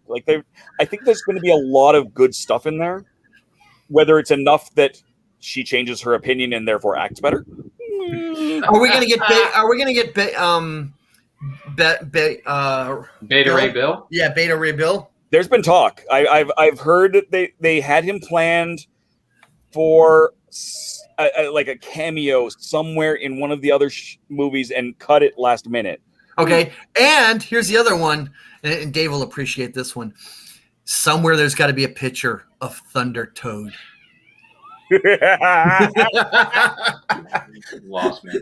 Oh. Basically, this frog gets hold of a frog gets hold of the hammer. Interesting. Yeah, that's okay. That's a Saturday morning cartoon. No. It's actually pretty interesting storyline. Okay, I mean you got to go read it. But the one I would recommend for the comics, go read the Walt and Louise Simonson stuff. That's basically what Ragnarok was based off of. And I have to say the Simonson stuff was actually much more emotionally strong than what Ragnarok was. When you read it, you actually get tears in your eyes at the end when our hero stands up against the hordes of Hela. Not Thor, but the guy with the M16s. Scar, but Scar. Carl Urban. How about that? Yeah. No, I can't remember his name, but I know what you mean. And what's even stronger is if you go and read the epic poem called Horatio at the Bridge. Okay, you'll see what Louise and Walter Simonson were doing, which worked out great, and why it didn't work in Ragnarok. Okay, in Ragnarok, they butchered it. I mean, they wanted to do it, but they had set themselves into a corner where they could not do what they wanted to do on it because it did not work whatsoever. Okay. Oh, Scourge. Thank you, Terry. Scourge. Okay. Scourge. And if you actually go and read those issues of Thor going to the underworld to rescue the humans, you just moved at how good that writing was and the art was done by those two. Okay. Well, I mean, I am going to my LCS, aka local comic shop, on Sunday because they're having a sale, Jerome. Maybe I should look up some of these Thor titles. Yeah. Well, mainly look up the Walt Simonson run. Walt Simonson run. Thank you. I was looking for the name. He's one of those iconic guys from Simonson Marvel. paperbacks. Yeah. Might have to make a note. I don't know, Dave. How do you feel about those? Again, I wasn't a big Thor fan. Full stop. Yeah. And when I grew up, my big ones when I was a big comic, and I was always Marvel over DC except for Green Lantern. A is Superman, B is Batman. No. C, core to the core, baby. But I love Jim Valentino's run on Guardians of the Galaxy. Really? Absolutely loved that. And at the same time, New Warriors. Fabian's running that. Darkhawk. Around that, those were some of my favorites at that point. I did a lot. I jumped in and out of Spider-Man. West Coast. It was easy for a while. Oh, the West Coast Avengers. I'm very curious to see what they do with Wonder Man, because I don't think they're going to. They did. It's canon. He's in there as a poster, and it's Nathan Fillion. Yeah, but I don't think they're going to do anything with him. I think as a storyline, they really can't. I think they're just going to leave him as a poster, as an Easter egg, and not do anything with it. More like, it's a movie poster in the background type of thing. It's possible. It's hard to say, though, because, I mean, you've got the White Vision in there. Mm-hmm. You've got, I mean, they sort of introduced the original Guardians, sort of, kind of. We'll see where that goes. I want to see how because I love the time travel Guardians from the original 1970s. And I want to find out that kid that's basically sealed in with the Captain America shield and all that. Vance Astro. Yeah. Major victory once you got there. There's your victory. There you go. I was literally just writing about that the other day. I want that. I want to see that. I want to see, and that's the thing. They can do that now because they're bringing in the mutants. Yeah. And you've got the multiverse because you've got Marvel Boy, Vance Astrovic from the New Warriors. Yeah. And Vance Astro, the astronaut who eventually end up with the Guardians of the Galaxy. You can make all of that work now, and he can come back and set off these mutant powers for Marvel Boy. Yeah. And Ryan, these original Guardians, came back, were actually from different colonies of Earth throughout our solar system. And they were all represented by different people, gravities, and so on. And they were actually a very powerful, well-written storylines for the first few of them. They tried to do a series of them back in the 80s or the 90s, and it floundered after about the first dozen or two series issues. In the 90s, that was Jim Valentino's run. Yeah, right. And it started strong. I just think it got weak as they went along because I think they lost their way on it. Well, he was that was also right before he left to go off and start Image. Yeah, that's right. So I think he started to kind of hone it in, I think, maybe a little. Yeah, he did. They all did at that point. Yeah. But I'm going back to the 1970s stuff, which was even, the real old stuff. And when I heard Guardians of the Galaxy, that's what I first thought was going to be the Guardians, was those guys. So, Ryan, you're on mute, just so you're aware. No, I'm just admiring what's going on here because I have no idea what the frack you're talking about, but I respect it because, Willow and I are looking at each other like, what did we just step into? Oh, no. Hey, I'm all for people running. I mean, seriously, maybe we shouldn't have Jerome on this program anymore because apparently he just likes to run amok and do things that we don't approve of. Come on. Exactly. Where are the Sanderson sisters when you need them here, Willow? Oh, there's a sequel. There's a sequel. I know that nobody asked for, but it's happening anyway. Oh yes, everybody asked for it. Trust me. I don't remember going out on the street in my neighborhood in 2019 before the world almost ended because of this pandemic. Saying, I live close to Salem, and we wanted it. Okay, the people in Salem want it because that's Witch Town. But you know what I wanted? I wanted those. I didn't necessarily want a sequel. I wanted those three. Yes, as basically a Three Stooges type thing. I wanted to see them as a combined unit in a few different things because they worked so well together. That's true. I agree. I wanted that ensemble to stick. Yeah, I agree. All right, put them in other movies. They could have been the Ghostbusters, the three of them. It's true. Well, I also wanted a reboot of Ghostbusters with Will Smith. Oh my god! One reason only, so that he would do the theme song. So that he would. Okay. What was that? I was just reading an article in Variety saying that when as Ghostbusters, the Lady Ghostbusters was an attempt to reboot the franchise. The movie Evolution was an attempt to recreate a Ghostbusters-like franchise. And failed. Yep. Now, here's a little side note. Duchovny and Julianne Moore. Yeah, well, speaking of Duchovny, did you know he turned down a role in one of the prequel Star Wars to go do Evolution? Really? Yeah. I'm honestly not sure if that was a win or not. I mean... No.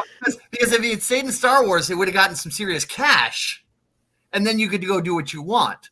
That's true. I mean, speaking of James Bond, I mean, Connery was offered the role of Gandalf in Lord of the Rings. He turned that down. Do you know why he turned that down, though? He had an actual legitimate answer on that one, which I could understand. He didn't understand the role.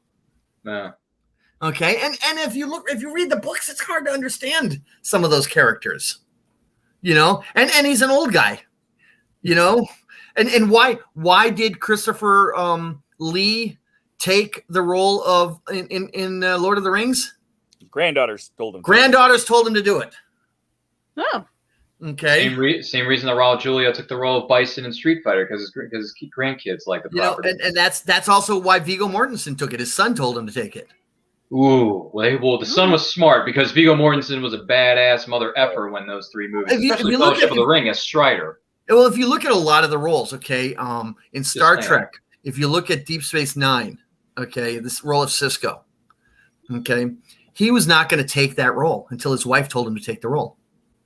Really? Okay, yeah, because he didn't remember. This is the guy who played Hawk, you know, in that Robert Urich thing in Boston, and he was a quote serious actor. He didn't realize the effect of things like Star Trek or Lord of the Rings and stuff like that that these shows and movies have.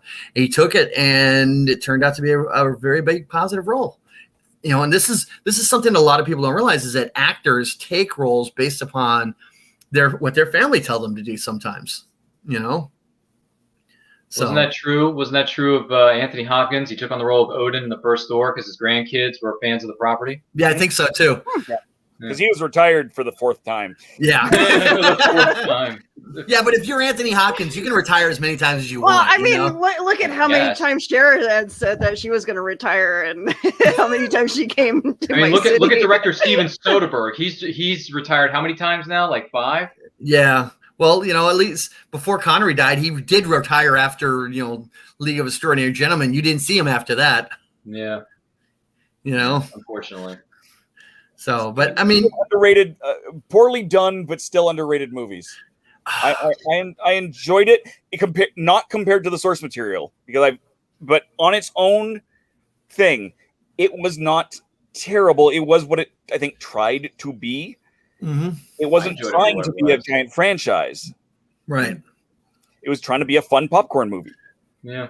By the same token, I legitimately enjoy the Tim Burton Planet of the Apes. Ooh! Ow! But as a self-contained unit, was it a good movie compared to any of the ones before or after? No. God, no. I did love that they had a different ending because the book has a different ending again. Yes, I agree. I think anytime if they carry this forward to another Planet of the Apes, which I think is kind of the eventual maybe will happen with the new versions, I want a different ending again. I want that to be their running gag, a different reveal every time. Yeah. I mean, wow, that's but that's I mean, one for the books. My only experience with Planet of the Apes is the Charlton Heston original film. That's really good, by the way. And then and then the rebooted trilogy with Andy Serkis. Yeah, which is fantastic, by the way.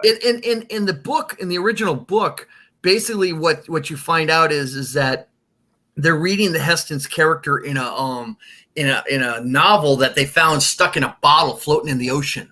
Jeez. Okay, on that Planet of the Apes world, and it's basically 20th century Planet of the Apes. Yeah. So they're trying to figure out what's going on, and that's why I said I agree. I love the ending of the Tim Burton one. I just didn't like how they got to that point. Yeah, you know? I guess again by comparison, it was.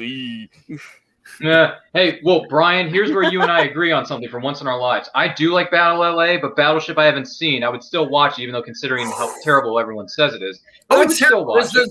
But listen, Battleship is so bad, you just turn off your brain, eat the popcorn, watch the pretty pictures, and realize this film was never made to be serious. Yeah. But I do like Battle LA, though. I do like that film. That's with Aaron Eckhart and Michelle. Yeah, well, that's the only reason why to watch that film is with Aaron Eckhart.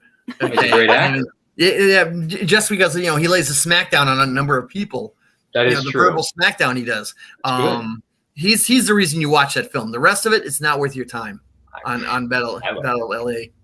You know, and I think with there was another film with aliens that came out. Skyline. Battle LA is what Skyline wanted to be. Because they made multiple sequels of Skyline that went. I thought they only made one. I thought they made. No, they made multiple. They went straight to video though. Oh, there was Beyond Skyline with Frank Grillo. Speaking of MCU alumni, Crossbones, And then there was another one that just came out like last year or the year before. And the girl who's in it, the lead character, it's I can't remember her name, but she plays Raven Reyes in CW's series The 100. Okay. And she's a really good actress. She's on Walker right now with Jared Padalecki. So she's the co-star of that series. I didn't so either. I know. But hey, look, I'm willing to watch Skyline 2 and 3 because Skyline wasn't that good. But 2 and 3 though I would watch. I agree, Dave. I agree. Actually, I agree. John Carter. Also, they destroyed it. It was destroyed on every level because John Carter, especially Princess of Mars, should never have been a movie. It will never succeed as a movie. Should have been a miniseries. Or a miniseries. Did they try many times to bring that into mainstream? Oh, many times. And 70s. Each incarnation. The problem with John Carter and one of them that they had was the girl Darja whatever. Okay. First. Yeah. First off, network censors and people freak out over her because she's practically running around nude. Oh, okay. And she's basically in the book she is, and she's smarter than everybody else in the books. Okay, which nobody in Hollywood wants to ever see. Okay, they don't want to see this voluptuous naked woman outthink everybody. Okay, that's Hollywood. It's not me. I have no story problem of my life. I was to say I have no problem with it. You know, hey, you want to take off your clothes? I don't care. You know. I did enjoy the movie. Let me be clear. Yeah. I did enjoy it, but when you compare it to the book, and which is always the movie's always gonna lose, that first book covers more time frame than most of the rest than the other basically 10 combined almost. Absolutely. And it's a good book to read, by the way. If you haven't read it, go check it out. It should be available on the Gutenberg Project where you can download it for free. Really? I know there's an omnibus version on Audible as well. Yeah. Oh well, there's that version. Yeah. So Well, also, in fact, don't forget, Brian, that at the same time you had the failure that was Mars Needs Moms. Mars Needs Moms. Right, and the problem was and there was another Mars film. So they didn't want to call it John Carter of Mars, which everybody in the world knows. Because they didn't want to use the Mars moniker because it was they were afraid it would associate with all these other failed films. I would have been okay with it if they called it John Carter. Then it would have given me a better idea of what this film but is. When they market it like that, the way they market it, it's not aimed at us. Okay? It's aimed at the muggles. Okay? And that's the thing you got to remember is a lot of these films that we all love and the marketing is horrible, the marketing is not aimed at us. Okay, we're the built-in audience for a lot of these films that we're talking about. They know we're going to go see these films. The problem is they need to get the muggles to come and see the films so that they will bring in the extra money. And then they'll go buy the junk. Oh, we lost Ryan. Oh, he's up like we just keep pissing him off. He leaves. Again, did I piss him off again? Yeah. You know? And here's the thing. It's not even just bringing in, the muggles. It's bringing in a new audience. Yeah. Even if it is one of us. And that's a big thing going on in TV with animation right now. Yeah. If you look at, when they did the most recent version of Ninja Turtles. Yeah. They aimed that at the preteen audience because that demographic is no longer watching Blue's Clues. A generation before, right? They want that. My daughter's 8 years old. She ain't watching Blue's Clues, okay? But it's absolutely right. They got to bring in new audiences because, while they're going to do stuff for us, we are the built-in audience. Come on, I do a TV. I do a podcast on Saturday morning cartoons, so I'm watching just about everything. But my age group is going to die off eventually. Yeah. Okay, as sick as that sounds, but that's what they tried, and that's what they tried to do with Star Trek.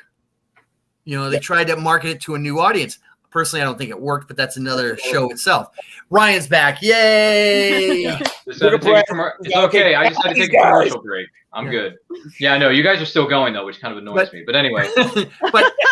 Yeah, I don't understand like 99% of what you're saying because I don't read this stuff, at least not yet. Let's bring it into something more modern. One of the best superhero movies I've seen in the last 10 years. Teen Titans Go to the Movies. I've never even seen that one either. Teen Titans Go. It is the Really. It is legitimately an amazing movie. I took my former I partner. can't stand Teen Titans Go. I know, but the movie is smart, and it knows that. And Stan Lee does cameos. Not even a voice. Like, not a sound like straight up Stan Lee. At one point, they come in. What do you mean this is a DC movie? Ugh. I mean, I do appreciate the history lessons on all these different comic characters. I don't care. It is insane, and I love it. And it's completely not a serious movie. It knows how annoying the series is. It wasn't made for us. The movie, because someone's got it, you can put a kid in front of a TV and walk away. You can't do that in the theater. No, you can't. Well, you used to be able to. Much smarter. It is much more written to the adult gag that work for the kids. Yeah. Legit, watch the movie. It's great. I'll have to go check it out. As a comedy, goofy, take Gwen. She'll love it. Yeah, I was gonna say it might be something that Gwen may enjoy. Oh, well, she does like the Teen Titans Go. Okay. Well, then it makes sense. Yeah. They make Michael Bolton jokes. Parent jokes. But no one's gonna get until that. I have what is it? I've gotten my daughter to watch Justice League. Okay. So she likes Justice League. I even got her to watch Star Trek the animated show with me. Oh, so she does animation. So, I dig it. I have to get back into that one. I have not had a chance to watch it, and I need to do so before it gets pulled off of whatever it's on. Oh, it's a good series to watch. But yeah, I mean, a lot of the marketing is not aimed at us. Okay, it's aimed at people to get that. Like you're right, Dave, to get that new audience, because the old audience is either like Ryan is the new audience. Same with Willow. The point is they want that new audience, right? They want you. They're looking at you to invest in that franchise for the next 20 years. That is true. Okay, and what they're doing here is they're trying to get you in there. The problem is when they do that with the marketing or completely changing some of it in certain ways, they lose the core of what made it special to begin with. Look at the Star Wars prequels, or even better yet, look at the last 3 Star Wars films. No plan. Pretty much. It was all done to bring in an audience that had a short attention span. If you look at it, the way it's cut, it's all designed for short attention spans. And they're like, and you look at it and you try to find a coherent story in a lot of them. Okay. And what you have here is while you're trying to make that aspect, you're not giving the reason for them to invest time into it for the franchise. Okay, I went and saw it because of the hype. Yeah, the next Star Wars comes out. I'm not sure I really want to go. The first one was okay, but it didn't enthrall me. And that's basically what you're seeing with this new marketing aspect. They're not making something that's going to be like, yeah. Yeah, thanks for looking out for us, Brian. No, he's fine. He doesn't need to be here. Yeah. But that's my opinion, Dave, Ryan, both of you. No. I got you. Willow and I are still quite young, and we're going to continue to celebrate that until we can't anymore. But yeah, I'm a comic book fan when it comes to Marvel and DC, but when it comes to the movies, I try to keep an open mind so that I'm not overly judgmental. Although I was when it came to the X-Men. See, listen, you got to realize Dave and I get to enjoy MCU on a different level because we had to suffer to get to this point. Yeah. Okay. We had to suffer with Nicholas Hammond as Spider-Man. David Hasselhoff as Nick Fury. I was just gonna say Salinger as Captain America. I remember watching that as a kid, by the way. Okay. And then we had the worst of it. You can find this on YouTube. I want you to go and find the original Doctor Strange. Who had instead of a beard, he had a porn stash. Yeah. Okay. I've seen images of it. My God, it was right out of the 1970s. It was painful. I do have to say, Jerome is adding a couple of years to me, but only a few, and I've seen a lot of this mostly on reruns. Okay, I saw them when they came out. I'm sorry. We know, Jerome, you were born since the dawn of age. We know. Okay. There's another one for you. Yeah, which one? Dolph Lundgren, Punisher. And ironically, that was the better of all of them. I know. That's the scary part. And he was also Masters of the Universe, if I remember correctly. That's right. That's right. Again, Which they're I've rebooting suffered. right now. I have suffered. You have not suffered. No, I guess I haven't. Are you The excited, 80s Jerome? had- Were you excited for Masters of the Universe Revelation? Actually, yeah, I am, because Skeletor with Mark Hamill being Skeletor, I figured it's got to be great. What did you think of his voiceover in the trailer, Mark Hamill? It sounded okay so far. I have lately been avoiding trailers. Oh, well, this one doesn't give anything away. They all give something away. They do, but I think this trailer, the Masters of the Universe Revelation trailer, it's a pretty good tease. It doesn't really give too much away. I'm not even going to wait. I'm just going to wait till when it comes on. I'll just watch it, because that way I'm not There's no expectations. I like the trailer though; it looks good. Yeah, well, Mode 2 trailers are supposed to. I mean, you look at the original Tom Cruise trailer. Okay, there were 4 Cruise trailers. Uh-oh. Hi. Wait a minute. The wife's checking something on me to see if I'm ill. No, Here you he's dripping too much knowledge. That's his problem. He's skipping trailers? That's not Jerome. He must be That's what it is. I think he's been replaced by a scroll. We need replaced by a scroll. Which is a Marvel character. I took her on a date when we were dating because the local theater was doing just trailers. Oh wow! Okay. Yeah, she still doesn't let me live that one down. I will say the Mode 2 trailer for Revelation is pretty cool. When I won't give anything away, but when you watch the trailer, if you choose to accept it, it's pretty good. But if you look at the original Tom Cruise, the first Mission Impossible, there were 4 trailers. You watch all 4 of those, plus you listen to the opening music by one of the members from YouTube. Laylo Schifrin. You've got the entire movie.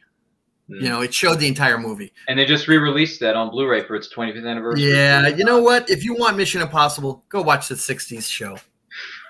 No, seriously, because if you watch those early Tom Cruise Mission Impossibles, it's all about Tom Cruise's character. Okay. In the original I know, it's amazing. Yeah, I know. In the original TV show, it was about the team. And Peter Graves, right? Right, the Peter Graves one. Right. And it was all team-based, and it was solidly team-based. They would risk the entire mission to rescue a member of the team. Okay. Guess I'll have to look through. I guess I'll have to look through on streaming services. Yeah. And even the later ones, even though people say, oh, well, he's part of a team, it still doesn't feel that way. It still feels it's Tom Cruise, not the team. Doing his own stunts. Yeah, exactly. And that was the thing that was different about the 2 of them was the Peter Graves one was he selected a team that worked well together. You could see it was, there was a lot of solid chemistry. You watch those first couple of Mission Impossibles and you're going, how did they even get through the filming of this? There is nothing there between those people, But, that's just my rant. Yeah. Yeah, okay. You got me on that one, Dave. I suppose I can work in an environment like that with that kind of money. Yeah. Mm. Yeah, if Tom Cruise called me up and said, yeah, I want to work with you, I'm like, I will be there. Can't stand you. You are a nut job. I will be there for the cash. Yeah, exactly. Exactly. One thing in the last 20 years that I have actually legitimately supported. And that's when he went off on one of the crew members during the whole COVID thing. That's exactly how I felt too. But jobs are at stake here, fellas. But I'll say, I'm not a Tom Cruise. I stopped watching Tom Cruise. I'm trying to think, what was it? What was this that you quit? He did a lot of some interesting stuff in the 80s after he did Top Gun. And then he got real religious on us. Yep. And that's kind of when I walked away because of Scientology. What's up, Gwen? Yeah, jumped on someone's couch. Okay. Yeah, I remember that too. What, do you want to show off? Is that what you come here? We want to show off. Is there another situation? Here, hold it up higher. Here, let me see. Hold it up here. Full screen there, Willow. Oh, that's cute. Oh, there it is. I see it now. Sides and that's the cool. inside. Oh, you did a great job. Thank you, Gwen. Thank you, Gwen. Great. Bye. Bye. My child loves Lego. Oh, cute kid alert. Cute kid alert. Let's buy more Legos. Hey, you want to buy her more Legos? Fine. Buy her more Legos. I'm becoming broke. Get her into Legos. She'll have no money for drugs. Get her into that's right. Yeah, get her into Legos building blocks and then get her into the Lego video games. That's what happened with me in comic books. I have no money for drugs, so buy comic books then. Why I got out of collectible card games. I need Okay, there's a good one. No, that's not why. But nevertheless, the theory holds. So my husband said to me, he goes, as soon as everything opens up and we're allowed to have people over again, he wants to host a gaming night. Now okay. His kind of gaming is like he loves the new like the Star Trek and the Star Wars miniature games. Okay. So I'm envisioning a bunch of Star Wars nerds coming over to my house. Willow, if you want to drive him crazy, okay, if you want to get revenge on him, I want you to go down to your local gaming shop and have them order Starfleet Battles. Okay, it's what they call a chit game, where you have these little cardboard cutouts on hexagonal paper. And what happens is that you have to allocate the energies for the different starships and pre-plot your movements, and it can take up to an hour to do just 1/10 of a turn. Okay? The rule book is about this thick. Okay? Okay. All right. This is the revenge. We have all the Axis and Allies games.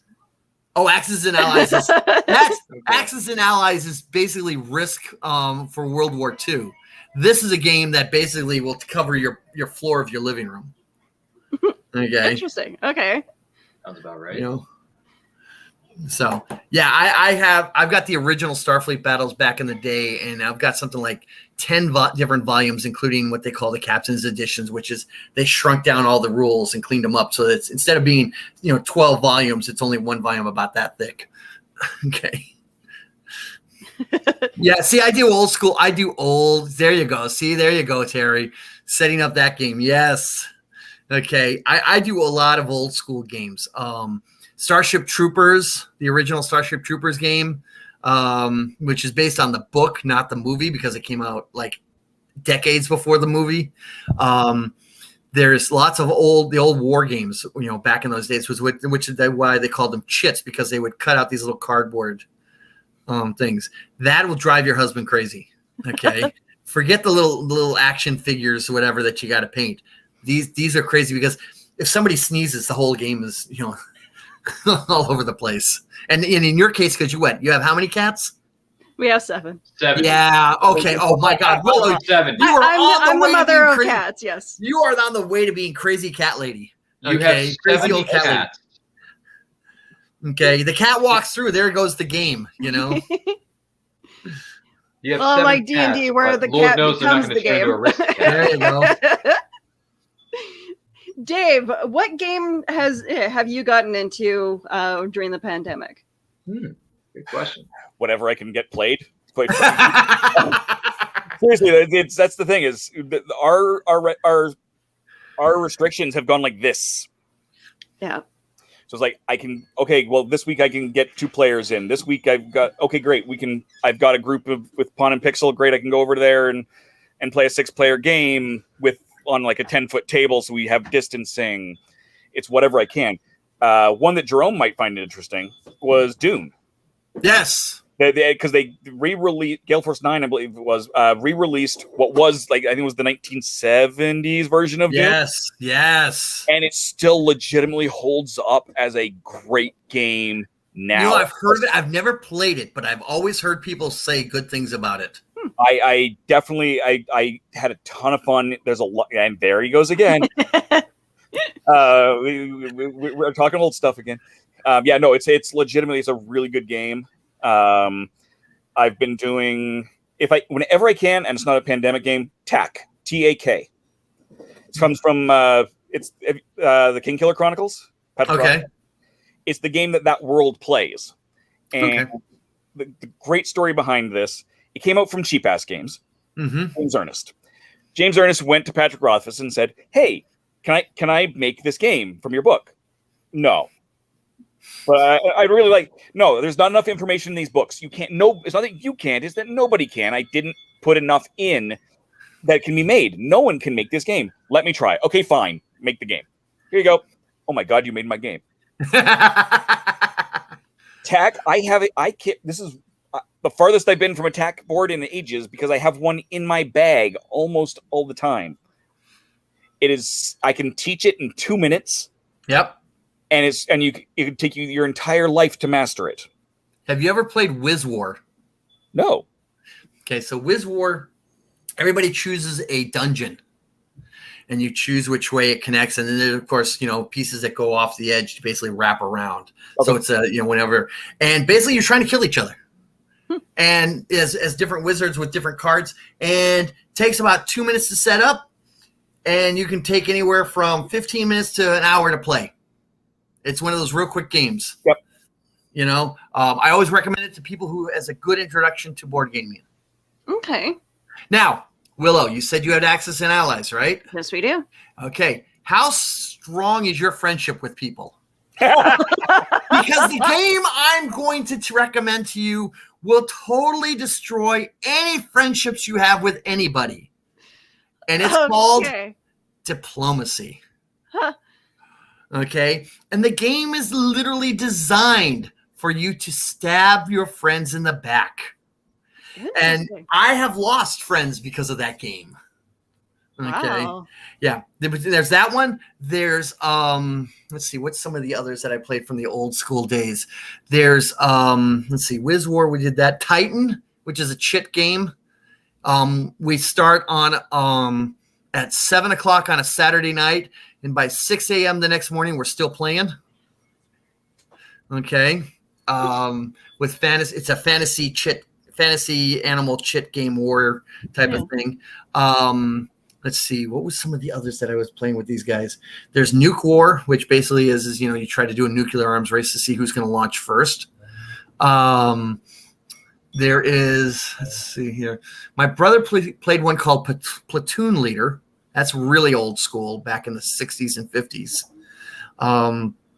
And there's a whole mess of these old school games that are starting to make a comeback because people are getting tired of basically the same video game. They're looking for something new. And these old games are starting to come back. And they're coming back with not just the chits, but like what you got with the Star Wars and Star Trek was now they have actual figures and whatever. And that's what I would say start looking out for, some of these really old games. Because of the complexity of the rules, they make the game so much more interesting. Have you ever played Squadron Strike? Heard of it, never played it. They do a very good job of three-dimensional simulated starship play. Okay. Yeah. It is very complex. They've been working on doing some app stuff that takes a lot of the minutia out. It is one of those games like the Starfleet battles that it's just like, okay, and turn one is done. Can we go for supper now? Yeah. It's like that. They've done a lot to try and speed that up. Yeah. Yeah. And here I am sitting over here playing Uno and Battleship. On that note, listen, Willow, I loved you, but I'm gonna have to get going here. But I want to take this opportunity to say thanks for having me. Thanks for Jerome and Dave educating me on stuff I will never understand and probably won't remember in about 5 minutes because it was a very long lecture and a very long class. That's okay. We'll be a quiz next time. Exactly. I have a question for you, Ryan. Yeah. You said it when we started all this before Jerome came. You respect but don't understand Doctor Who. Yeah, I watched a few episodes, didn't really get into it, but I get it's a huge fan and I respect it. I just can't get into it. He just started at the wrong episodes. If I said, hey, I'm doing one of these streams all about Make Me a Whovian, trying to take someone like you who doesn't really know it and give you a chance to convince you to try it. Would that be something you'd be interested in? Gee willikers. Wow, I'm about to leave the door and you're trying to make me an offer. Yes, I'm going to make you an offer you can't refuse. If not, there's a horse head in your bed. Leave the gun, take the cannoli. Very good, Ryan. I remember certain things about Godfather 1, okay? I haven't seen Godfather Dos or Trace, but I have seen the OG Godfather, so at least I know that part. But to answer your question, Dave, before I head out of here, yeah, I'll be interested. I'd be interested. Yeah, if you want to, shoot me a DM. Willow knows where I live. Just, yeah. We're all friends here. The Traveling TARDIS will do something along those lines where we try and... So I'm curious now as to which episodes, because I've been watching it since the 70s. I know. Now I'm terrified. What did I just sign up for? We'll probably... You signed up for good stuff. Yeah. See, where I started from, like my friends showed me the Weeping Angels episodes first, and then start. I started with Tom Baker. Okay. Well, I mean, hey, everybody's got to start somewhere, Dave. My point is though, there's some really good Doctor Who, and there's some really bad Doctor Who. Okay, let's just put it that way. Now we all have a tendency, Doctor Who fans, we all have a tendency to agree what is really good. Okay, within 1 or 2 episodes, we'll all pretty much go, yeah, that's a really good one. It's the crappy ones that we really fight and debate over. Okay, not what's really good. Okay, Ryan, thank you for answering. I didn't mean to hold you up. I'll stop him from talking because otherwise we'll know about Doctor Who for the next hour. And this show has gone on for 3 hours before, so yeah, Jerome just doesn't know when to be quiet. But listen, Willow, with all due respect, thanks for having me. It was good to meet you, Dave. Jerome, always a pleasure to see you. You too, Ryan. Love seeing you. How way too long your lectures are.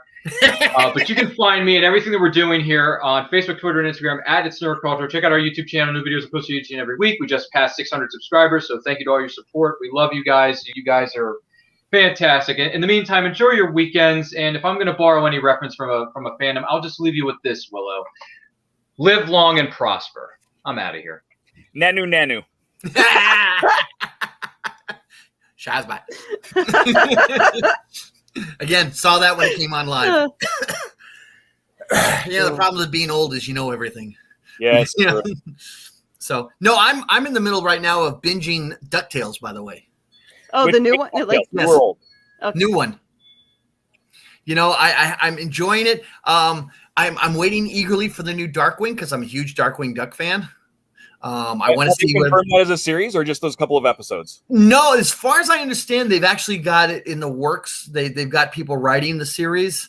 I'm same here. And I think that 2-parter was really to test to see how people would react to darker villains and stuff. Yeah. That's what they brought in. And as far as I know, people were going crazy over it.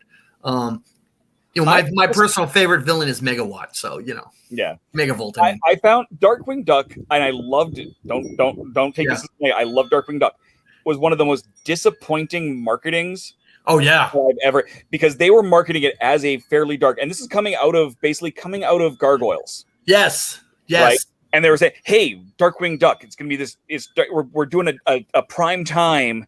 Yeah, dark and gritty is what they advertised it as. And I was expecting Darkwing, and then we got what we got.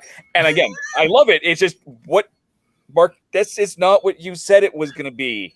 This basically is my childhood you guys are complaining about. No. We're talking about the marketing. We're not talking about the show. We're talking about the marketing. Marketing was awful. Oh, okay. Because of that, you just didn't. Yeah. But if you look at DW, the show DW, it's basically the Disney version of Inspector Gadget. Yeah. Okay. And that's the funny thing about it, And they advertise it as the Disney version of Batman. Exactly. They did. Before you saw anything, they cut all the darkest, grittiest parts of Darkwing for Batman type stuff, and they were going to make this into this super dark. Finally Disney was going to take their ducks and make them into something serious here, and then we got DW. Now again, love the show. I'm still ticked that they haven't released the final third volume on DVD. And that they're not going to release that Goslin sells her soul to the devil episode. The Christians got crazy. And so am I excited about the new one? Yeah, I like the guy who's doing the voice. I'm glad they got Jim Cummings to do Negaduck. Yeah. Which is really good. I liked when they brought in the villains from the multiverse. I thought that was really good. Talbus Bulba, which was the very first villain for DW. I like the new Goslin. I got to say, I like the new Goslin a lot. And you could tell that they were testing that by bringing in all these characters and putting them in. Does Darkwing have his love interest in this one? You can't have Morgana. His love. Morgana, you cannot have her because they've used Morgana in the in DW, in DuckTales. Oh. Okay, and the way they've turned her into what she is in this one, you can't have her as a love interest. They'll come up with another love interest. I'm kind of disappointed. Oh, Dave looks like he's locked up. the new DuckTales is glorious. It's really, really well done. They took all of the stuff that is the best of what made DuckTales so good. Yeah. And just built it and added a little bit longer story arcs. Yeah. I got to say, they made Webby so much better than the original Webby. Yep. And Webby's my favorite. I love Webby. Okay, I think she's one of the best characters in DuckTales, and they did wonders for that character. If you go back and watch the original versus this new one, Webby is a total different character, you know. And the nanny is just very different as well. And it's I love Grandma. But yeah, they did some really good stuff. I'm on, where am I on? I'm on episode 10 of season 3 right now. So okay. I've got 15 more episodes to go, and I'm already told the ending is phenomenal. You know, excellent. I haven't had a chance to restart it. I kind of was watching it on like TV, actual TV. Oh wow! For a while.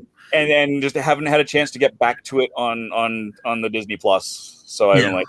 And I need. So I also saw a few things out of order. And same here.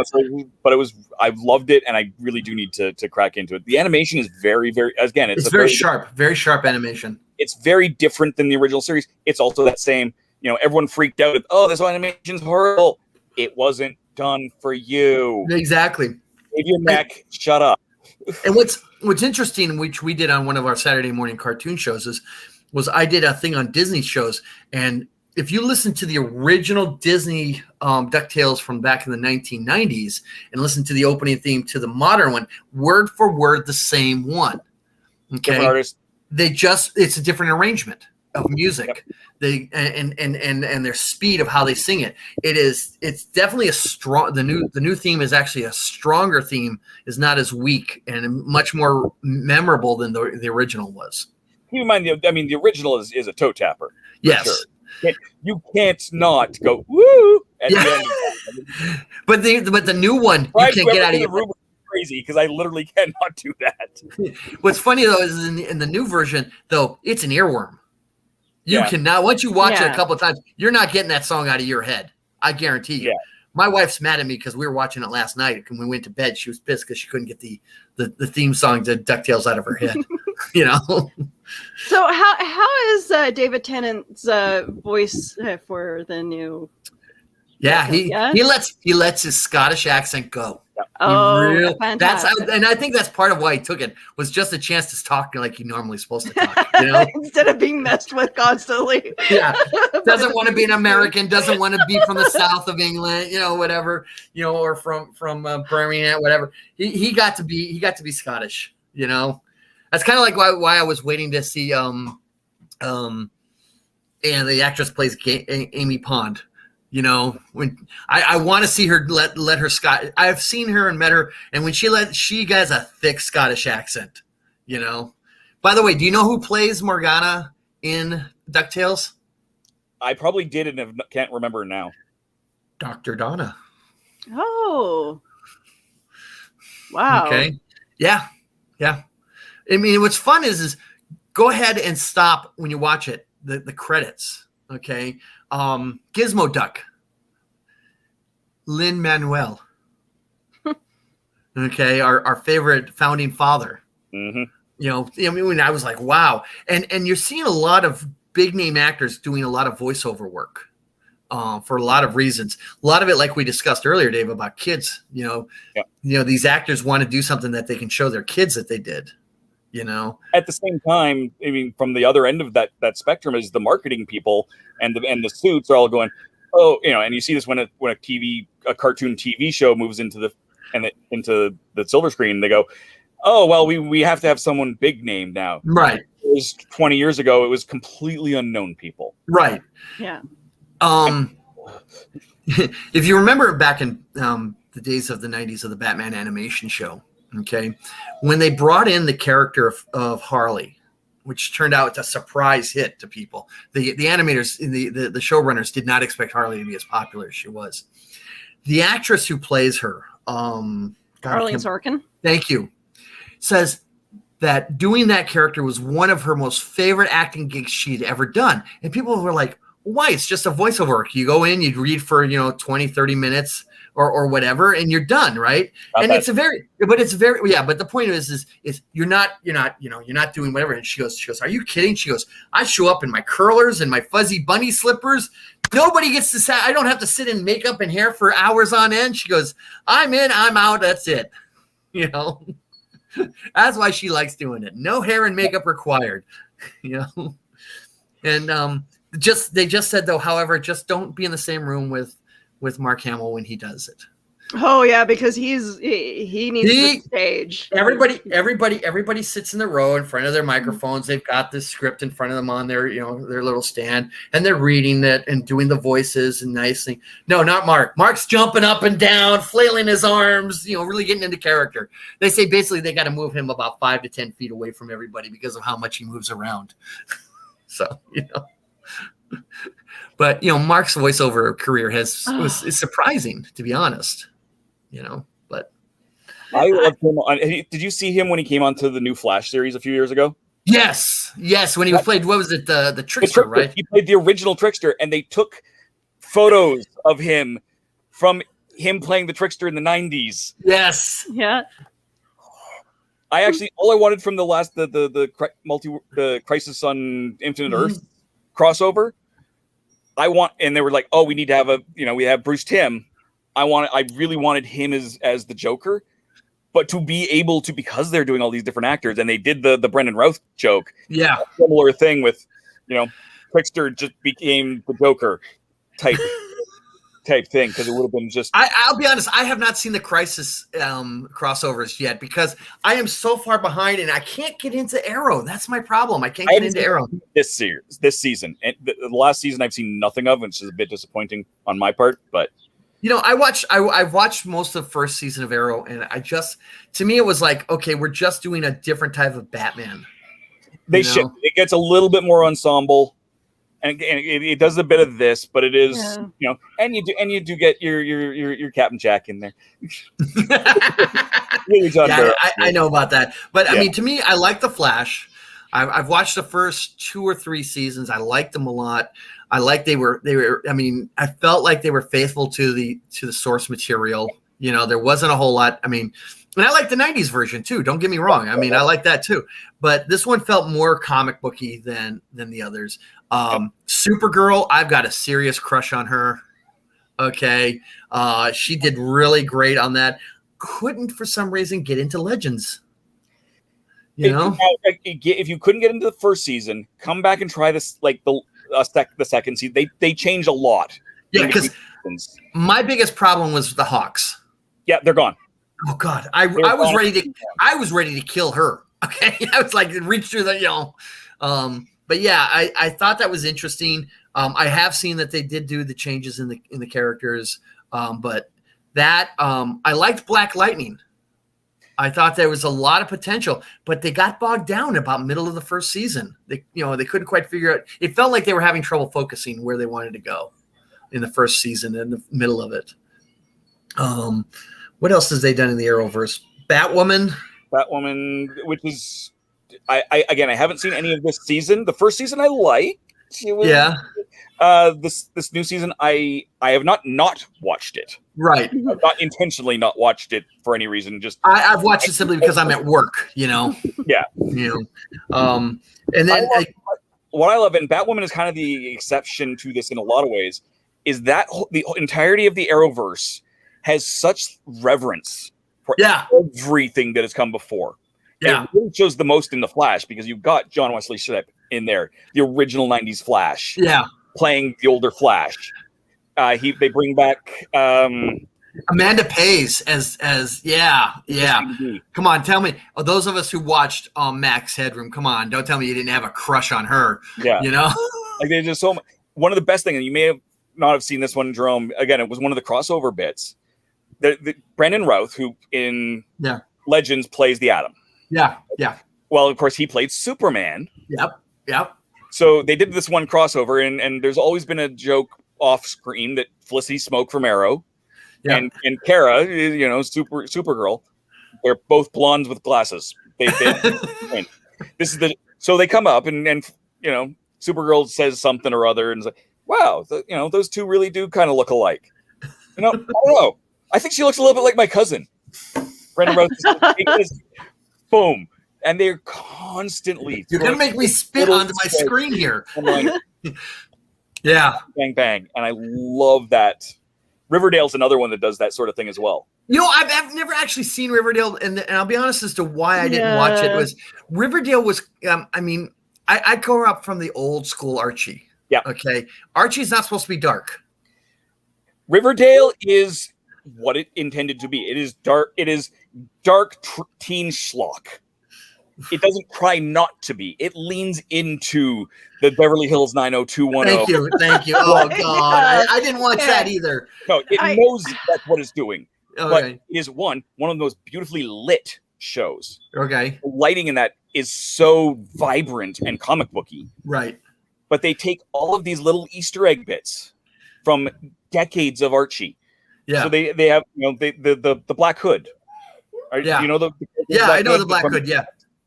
Yeah. So they brought that back. They even spun that into the revamped comics of the Black Hood and kind of mentioned that that's happening. Okay. They had a group, they called them the Red Circle. Yep. Well, that's right. And then the Dark Circle after that, which is what those comic book series all turned into. Mm-hmm. Yeah. All of these just loving little drops all through that series. Yeah. That just the show itself is okay. It's teen schlock, and again, I haven't seen. I think I've missed last 2 seasons worth of it now, because it's still. But what it does it so well. Yeah. Yes, Veronica does end up being there is a bunch of Veronica stuff. Jughead becomes a werewolf in that same. Oh no. This is the set of comics that the Sabrina series. I thought this was the show he was talking about. No, not the show. This is the comics. This is Yeah, I know about the comic stuff. Yeah. This is where that's the set of comics that they grew the Sabrinas out of. Yeah, the Sabrina stuff. I like Sabrina because I always, like I said, I grew up in the 60s and the 70s with Sabrina and the Saturday morning cartoons of Archie's, and Sabrina always came across as way too white, versus a dark, a dark witch versus a white witch. Yeah. And when they did the what was it, that 90s comedy show? Right. Yeah, Melissa Joan Hart. Yeah. The only good character on that was the cat. Salem. We love Salem in this household. But when they brought in this, the Terrifying, on Netflix, that was the Sabrina I thought they should have always have done. I thought that was a really good Sabrina. There was or even they couldn't do that in the 60s or even the 90s though. No. But what was interesting though is that Netflix Sabrina there was a lot of love to the comics in that show too. And to the 90s show too. You brought the ants in, all that other stuff about, what's going on. You could see that those producers had done some research. There was serious love. They make reference to Riverdale all the time. They made references to that 90s show. You could see that they were like going, okay, all these pieces can fit into it. We just got to find the right puzzle piece of where it goes. And they did a really good job, in my opinion. Yeah. And they that's the thing. We've got this generation of creators now. That grew up with your era, my era, like all of this history that was not in any way connected. It was not even good necessarily. Yeah. It is a product of its times. Yes. Is the best thing you can say about a lot of this comic book. Oh, believe me, there is stuff. I mean, I'm finishing up my Hawkeye collection. I have just about every appearance pre-disassemble, Avengers Disassemble. And there is stuff in there that I cringe at today that I look at. I mean, I want it because I'm a character, I'm a fan of the character, and I'm a completist. But you look at certain aspects and you go, okay, there are stuff that's cringeworthy that you kind of have to ignore. I hate to say it. You have to ignore some of the stuff. And then you move on and then you realize that other things are really good, okay, that they've done. You look at Spider-Man and at the same time that over on Green Arrow and Green Lantern when they talked about drug use. Okay, by today's standards, those stories are weak. You look at those stories today and you look at the art, and with the exception of one scene, all that storyline is kind of a weak story by today's kids' standards. The only one that was controversial is basically the cover where you see Speedy with the needle next to him. That caused a lot of controversy. Yeah. But you look at it and you go, wow, those were, I mean, the huge impact. And today we just go, yeah, whatever, you know. And is it because we're desensitized now? Oh, because yes, of all very the much stuff so. that's been happening in the world? I think it's a little bit of that, but I think it's also that it's not so much that we have desensitized so much as we are acknowledging that it exists. I agree with that. I agree with that. You know, again, I found a book when I was young, and it was basically it was a very, very religious Christian author who freaked out that her baby was able to watch Cinderella, Disney's Cinderella, in Sunday school. He's that kind of person. So she ripped into Care Bears. Care Bears is evil because it's talking bears. You know, I think I remember because something I like grew up in the Bible Belt in Manitoba, and I'm I went to Alberta. church when they were talking about how evil Pokemon was. Ninja Turtles are terrible because you know you're going to jump into the sewers. No, you're not. You quit. You know, all that go back even farther. Okay, I've got one for you. Seduction of the Innocents. Yeah. Okay, now for Willow, for those of you who don't know what Seduction of the Innocents is, in 1950, this hack of a psychiatrist that worked at a Bellevue hospital in New York City wrote a book called Seduction of the Innocent, which basically said that the problem with juvenile delinquency in America in the early 1950s and late 40s was all these kids reading those damn comic books. Okay, and if you look at it, Batman and Robin are gay lovers. Wonder Woman is a lesbian into BDSM because she's always getting tied up. You know, and it went on to how horrible it was and how comic books was basically destroying the mental youth of America and the morals. And hence, because of it, you had the Committee for Un-American Affairs for Juvenile Delinquency held hearings on it, which was a disaster for the comic book industry because one member took a cold tablet that he had a bad reaction to, and he came across as drugged out.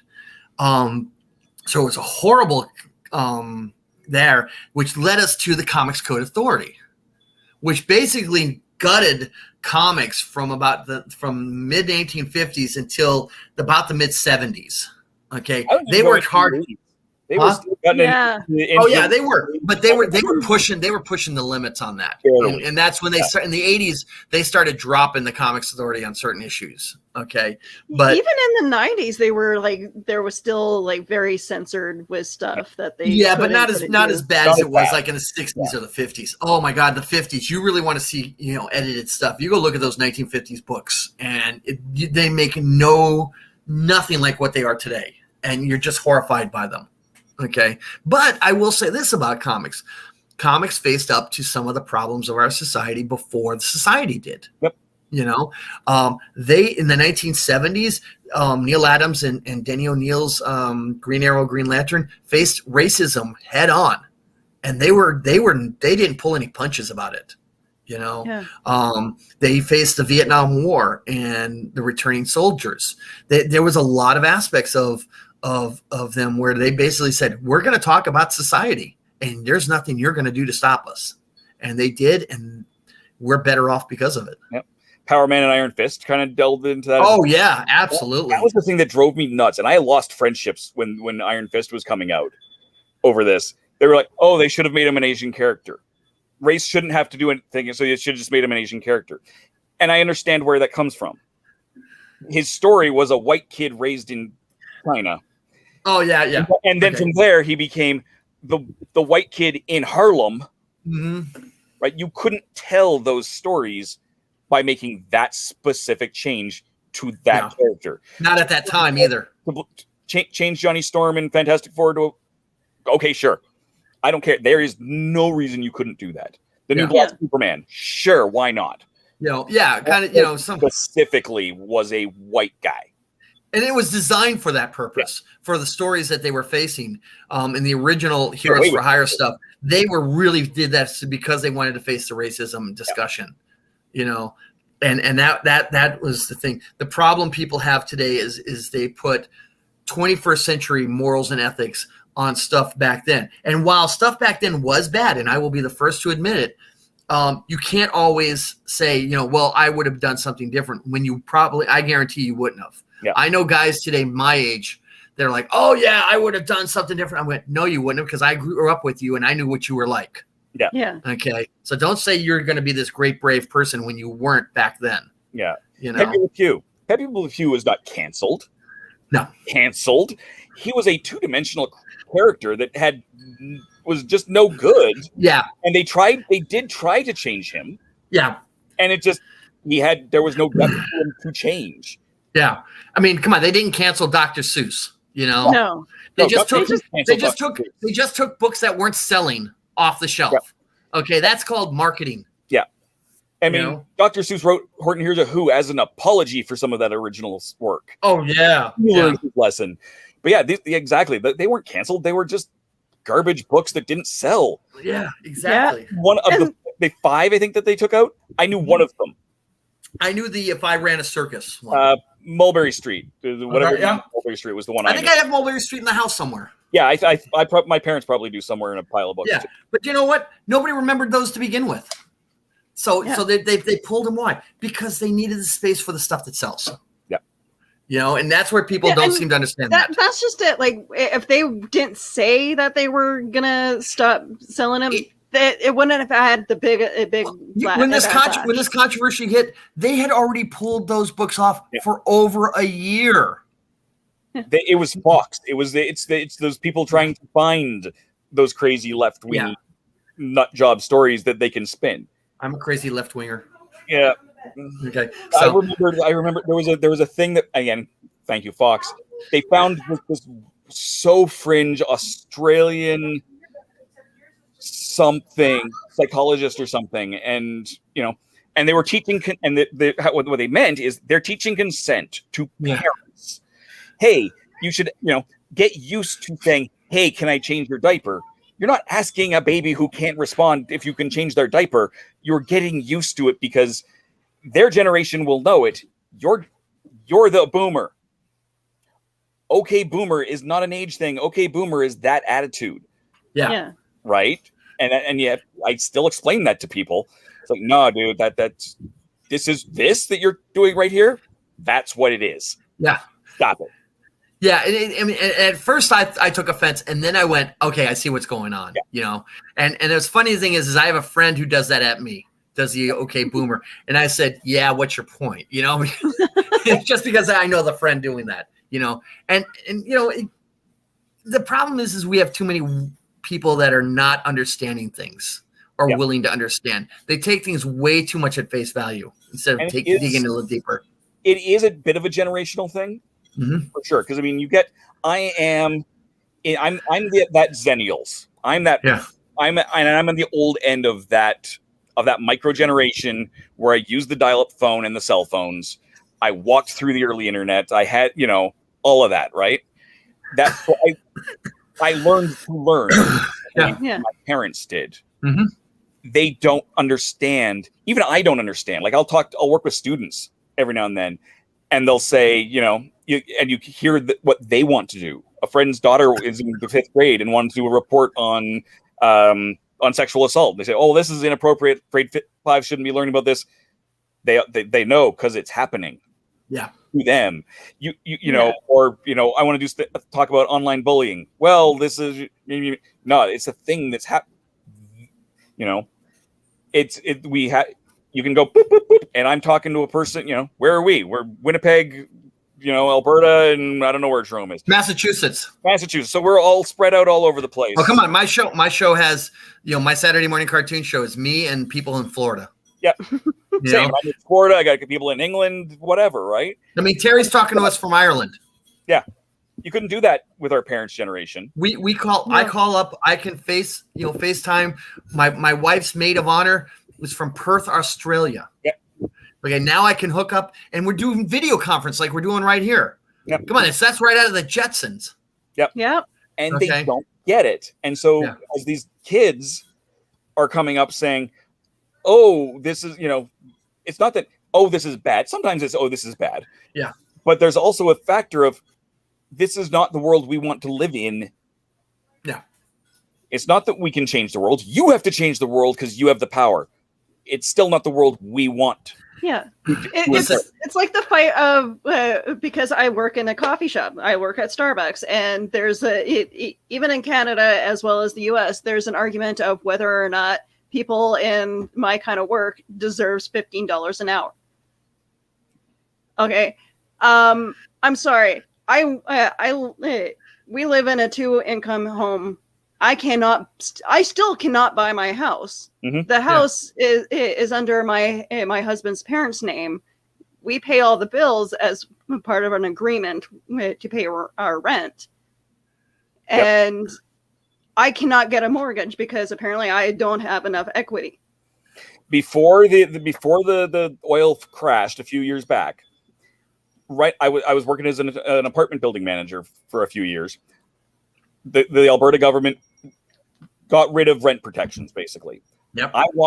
I handed out the rent notices doubling rent. Yeah. After we evicted them for not being able to pay their rent, it went up another, basically 100%. We had some of the highest cost of living and the lowest minimum wage. You could not get a 1-bedroom apartment for a full-time with overtime minimum wage job. Yeah. Well, welcome to New England is the same way. Yeah. Okay, the reason I'm living in this house is my family inherited it from the neighbors. Yep. The neighbors died within 6 months of each other, gave everything to my mother. My mother and father basically gave me and my brother this house because I was in the middle of my divorce. And here I am. I've been living here now for almost 20 years. I could not get a mortgage either if I wanted to. Okay, I had to jump through hoops just to get a home line of credit. Yep. Okay. And I've owned 100% of equity on the house, and I had to jump through hoops. Okay. So right now, tough times. Willow, I agree with you. I'm with you. $15 minimum should be what it is. But the problem is this, and this is where I tell people, and Willow, you've seen what I write on Facebook, okay, is you have to get involved in the politics because politics is what's involved in this. That's exactly it. You have to vote. You have to contact your elected officials. Once they're in office, you got to keep banging on that door, telling them, hey, I voted you in to do X. I don't care about the corporate hack that's giving you money. Yeah. I'm the guy voting for you. Mm-hmm. If that doesn't work, you need to run for office yourself. Okay. I've run for office. I lost, but I ran for office. And it's an eye-opening experience. If you haven't run for your local office, anything from the librarians, the library, whatever, I recommend you do it if no other reason to understand how the process works. I was telling off a city councilor that was vying for my vote, and I told her we are a transit family. Yeah, and there are issues that needs to be worked on for Winnipeg Transit. And so I was telling her all the stuff that before I even think about voting, I want you to promise that you will fix this issue. Yeah. And she goes, oh, you should help me with my campaign. And it's like, you won't like me. I've worked on campaigns. I've worked on Senate campaigns. I've worked on members of the House down here. So I've worked on campaigns. I've run for office. I've written and called my congressman, the president, etc. So somewhere I'm sure there's an FBI file on me somewhere. But my point is if you do not get involved, you cannot really completely complain because you're not taking your life into your hands and dealing with it. Yeah. Oh, Dave, you're on mute. Oh, he's on there. Okay. He's talking to somebody off camera. I was talking to someone else. Because all I could think about when Willow was telling that story was an old episode of Roseanne. I was just asking my roommate if he could remember what season it was, where the politician comes to her door. Yeah. And she just lets loose on him. Okay, I got to walk down the street. Let me come with you. Yeah. And which is another whole the world has changed. She was as left wing as you could get. Oh yeah. Oh yeah. And then not so much. But I mean, she just went insane. Let's just be honest. But whether you're conservative or liberal, okay, and this is where I say you have to be involved. Okay, you can't go, well, I don't get involved in politics. Then you're giving the right to what happens to your life to people like me, okay, who are involved. And quite frankly, I don't want that responsibility. I've got enough problems with my life and my family's. I don't want your life. But if you're going to have to, decide that I'm in charge, then don't complain when I vote in the people that do the stuff that I want and not the stuff you want.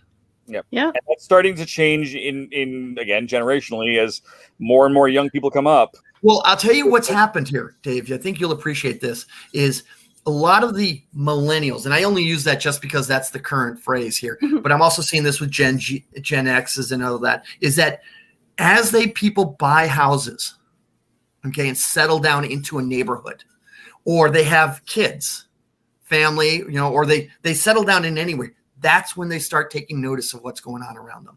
And then it's too late. Well, it's not too late. To be honest, it's not really too late. You can always change things.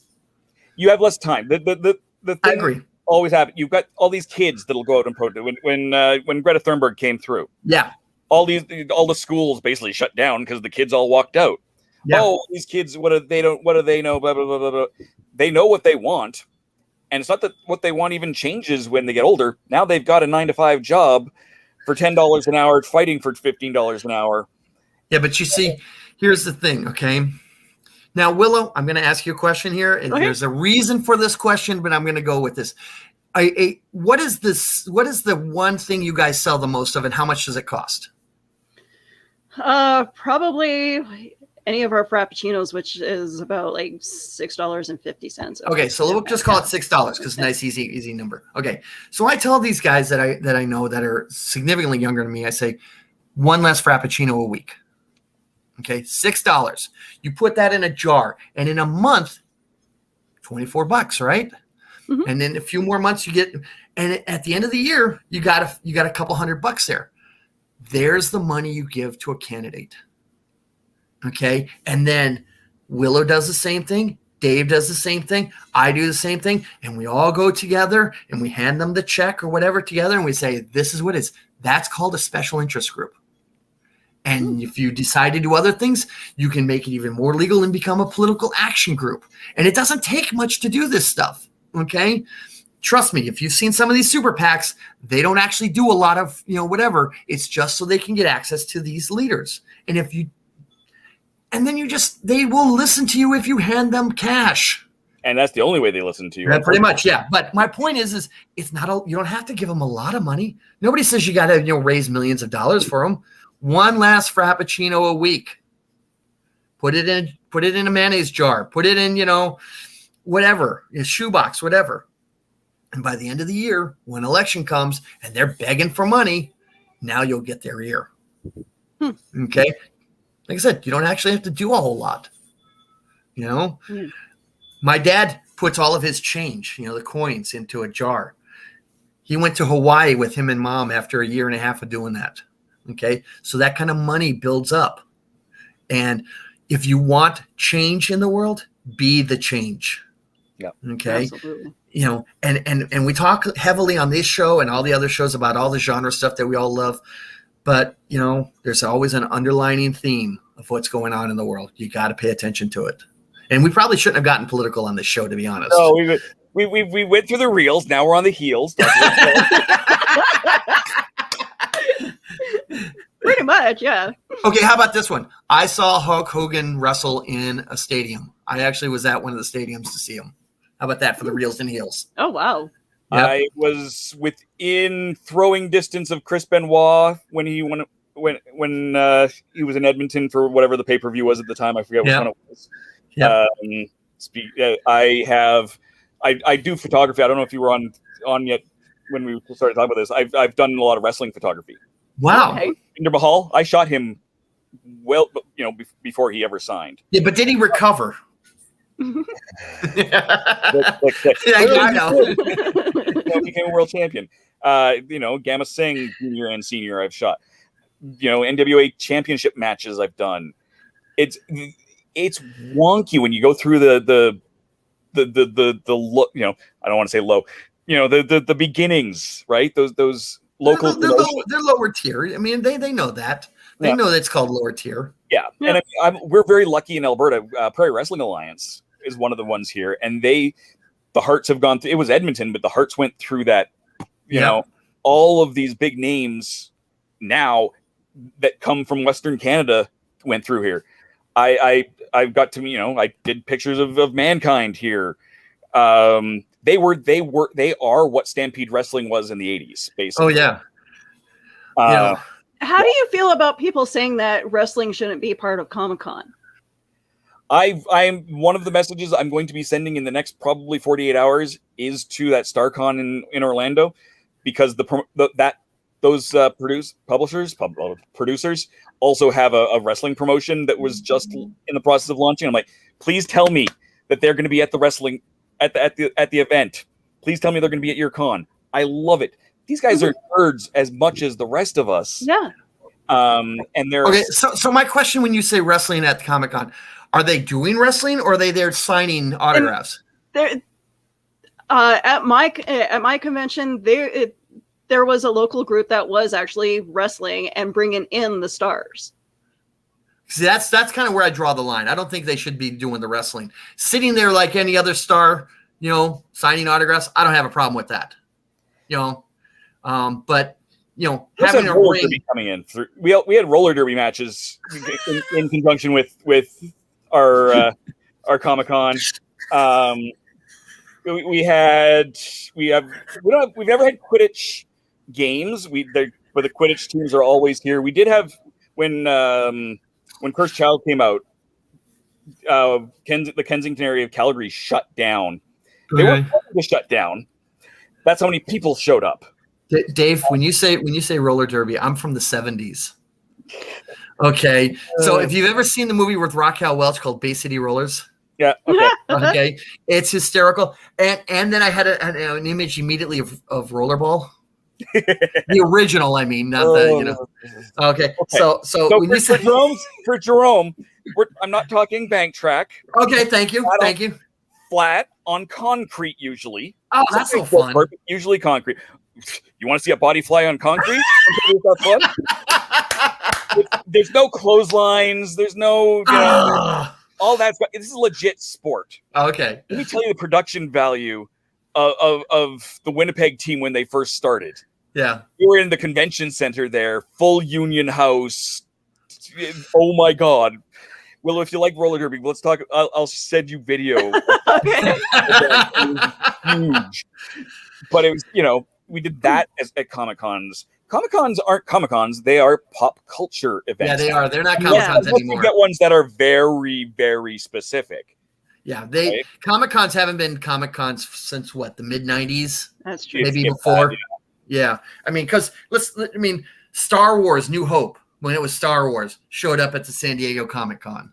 Okay. They were giving stuff out there. So, I mean, Comic-Cons I haven't been to just a comic show in years. I know back in the 80s up here in Boston, we used to have a couple that were just comic books. But as time has gone on, it's all become merged. The only one that I've seen that has been pretty much straight comics around here was a very small one called Panel One.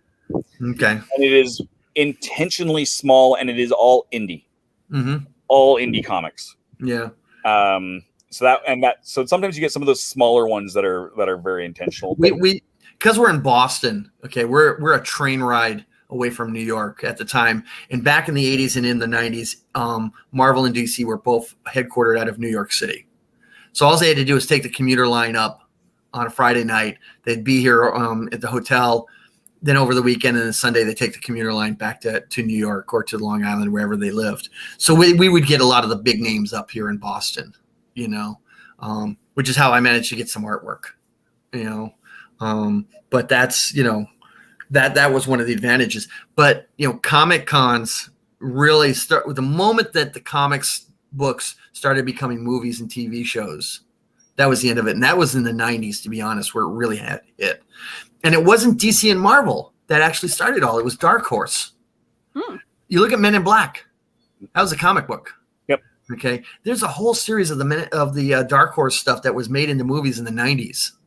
Okay. Dark Horse really understood that. And unfortunately, they've been, because of the mouse and because of Warner Brothers, DC and Marvel have really expanded because they have the budgets to do stuff that the indie books don't.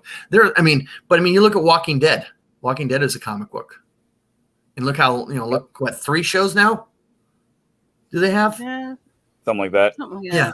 Okay. The Walking Dead. I mean, we could go on for about how many shows are moved from the comics to shows or movies that were actually good.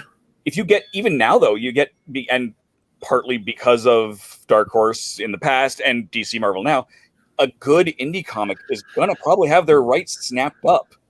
Mm-hmm. If it's got a decent story, let's be honest. So not even then sometimes. Yeah. But and sometimes the best comics aren't getting signed, like The Few and Cursed.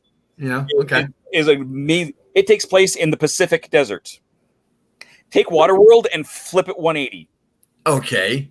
That's Water weird. is the most valuable resource, and it's a Western, and the creators are actually out of Brazil. Well, what was it? Was Tank Girl a comic? Tank Girl was totally a comic. Yeah, and look how that happened. But I mean, look at the Turtles. Yeah, I mean, the Turtles were huge in the 80s. Comics came out, which was created up here by me in Hampton, New Hampshire, which, by the way, rumor, and I'm still trying to get this from the creators, they keep denying it, but rumor has it that a lot of alcohol was involved. Okay. But what happened was they got lucky because it was a slow news day when they sent out their press release. Okay. There was only a couple hundred issues for the original Teenage Mutant Ninja Turtles. And it was the first book to go multiple printings. Okay. Used to be the big names or independents would just go, we sold out. Too bad. You're out of luck. Buy the second edition, the second issue. But they would keep printing. At one point, the first edition of Teenage Mutant Ninja Turtles was up to an 8th printing that I saw. Okay. Oh, wow. And it was selling for big bucks. Yeah. But what happened? You're right. They got bought out. And if I remember right, wasn't the cartoon before the movie? No, the movies came out first and then the cartoon. The Saturday morning cartoon? I'm pretty sure. No. No? Yeah, I believe the order it actually went would have been Archie picked them up. Because that's when I found it, was the original Archie miniseries. Okay. Then roughly the same time was the TV series, and then it was the first of the movies. All right, let me look them up. Wait. Because there was a huge big deal about those 90s Ninja Turtle movies that they had gone too dark because everyone was used to the cartoon and everyone was the Archie version. When this was a little bit closer to the original Mirage stuff. Okay. Now you never see them use their weapons. All right. The first film was in 1990, and the first animated show was in 87. Yeah, I was gonna say 88. Oh, okay. So you're off. Yeah, right. And the first comic showed up in 84. Yeah. So yeah. I'm super excited. Usagi Yojimbo.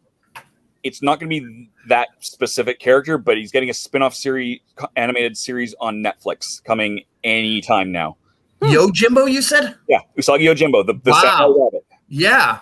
So, and this is a big deal because he was getting developed. Space Usagi was being developed as a cartoon, and then Bucky O'Hare happened. Oh, jeez. Oh, wow. And Anamorphic Anything basically got tossed. Yeah. Mm-hmm. There's still test footage with guys like, I think Jim Cummings was one of the voices of the Usagi Yojimbo cartoon that was in the Space Usagi that was supposed to happen. If you look on YouTube, you can find it. Yeah. That character is still around. He's one of them. Him and the Ninja Turtles are the only two real anamorphic characters to last this long, and it's still Stan Sakai. Yeah, still doing everything. They finally, when he signed with IDW recently, they're now putting them out in color and reissuing the original Fantagraphic stuff in color. And it's Tom Luth doing the colors, who works with Stan on Gru the Wanderer.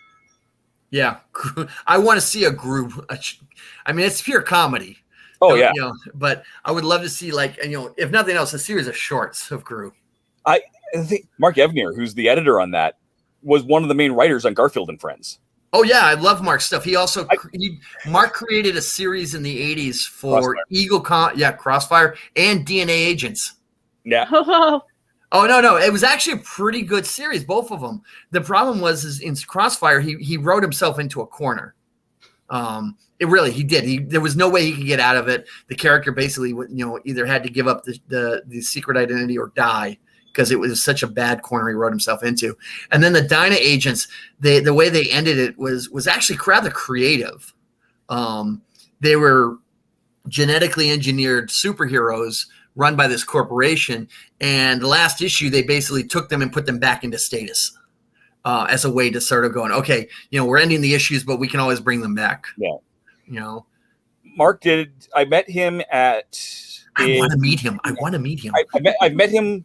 Almost met him twice. I did meet him once. And it was Convergence, Minneapolis, St. Paul. Yep. Back, it was their 10th anniversary. It was an anniversary year, so they had everybody and their dog there. Yeah. I was a guest because I had won an audio drama award there, so it was like I'm sitting next to these. Anyways, I brought out, and just before that con, Happy Harbor Comics, which is a local comic shop, had done a big charity comic book, and he had written a new Crossfire. Oh, really? And so instead of getting my Gru signed, I brought this, and he hadn't even seen it yet. It was that hot off the presses. Really? His jaw dropped.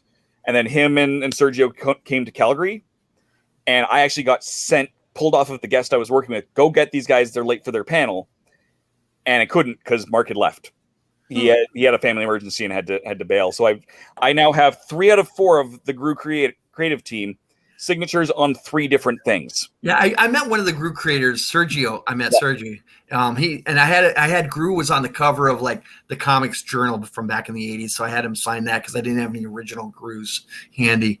I got to meet Mark Waid, the creator of Impulse. And he had done some work on Captain America with Hawkeye. And as you know, I'm a Hawkeye fan. So there I am.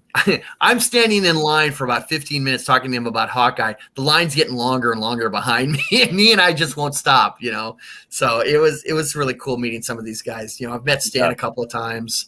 I was trying to get an interview with Stan. I was trying desperately because there's been a bunch of Usagi gaming stuff to come out in the last year. Yeah. And I basically, his son-in-law assistant got back to me once, said thanks, we'll pass it along. Yeah, I know. I was like, oh. Well, there's certain other creators who are similar like that. He's an amazing human being. I've met him. I know other people who have met him, but Mark Lee, my co-host on my show, was a good friend of Stan's. Mark cries every time you talk about Stan, just because of how close they were. Mark got to be really, really close with him because of Dragon Con and some of the others. You want stories, talk to Mark, But I'll eventually have him on my show once he's not busy. When is Mark not busy, Mark is constantly busy, and that's what we love about him. Mark, you got 3 hours to kill? Yeah. Yeah. But Mark's a good guy, and I love working with him, He knows so much, But Stan. But I got lucky. As you remember, up down here in Boston, we had the Boston Marathon bombing. Okay, and that was the Monday. It was a week before one of the big Boston Comic Cons was happening. Oh, wow! And that Friday, I'm getting ready to go into work, and I got a message saying, "Stay home." This was from the office manager. Bonnie sends me this text. It says, "Stay home." And I call her up and I go, "Bonnie, what's going on?" She says, "We're shutting down the building. Everybody's being evacuated." I'm thinking, okay, there's a gas leak or, something like that, or something, they found black mold or something. And I said, "What's going on?" And she said, "Just turn on the news. I got to call other people." And that was it. And I turned on the news and I find out that they're doing the chase of these guys. And what's funny was one of the sales reps that I worked with, she basically saw the shootout from her bedroom window. Oh, wow. Okay. Yeah. And So what happened was where they tracked him down to was in the town next to where I was working. And where they drove was one of the areas I'd worked at. But because they had shut everything down and they didn't catch him until like 6 or 7 o'clock at night, that was the weekend of the Boston Comic Con. Mhm. So they had to make a decision and they had to cancel everything that for that weekend because of what was going on. Nobody knew when they were going to catch this knucklehead. And so we had mini cons throughout the Boston area from all the different dealers, which was really great the way they pulled together. We had to bitch slap a couple of fans for bitching about how we had to cancel it, but they moved the show from that weekend in April to August, and I ended up being in the handler for George Perez. Yeah, that was an amazing experience. First off, I had commissioned a piece from him, which I paid a boatload of money for. I'll say that right now. We did 2 pieces. One was a Supergirl because my wife's name is Kara. You figure it out.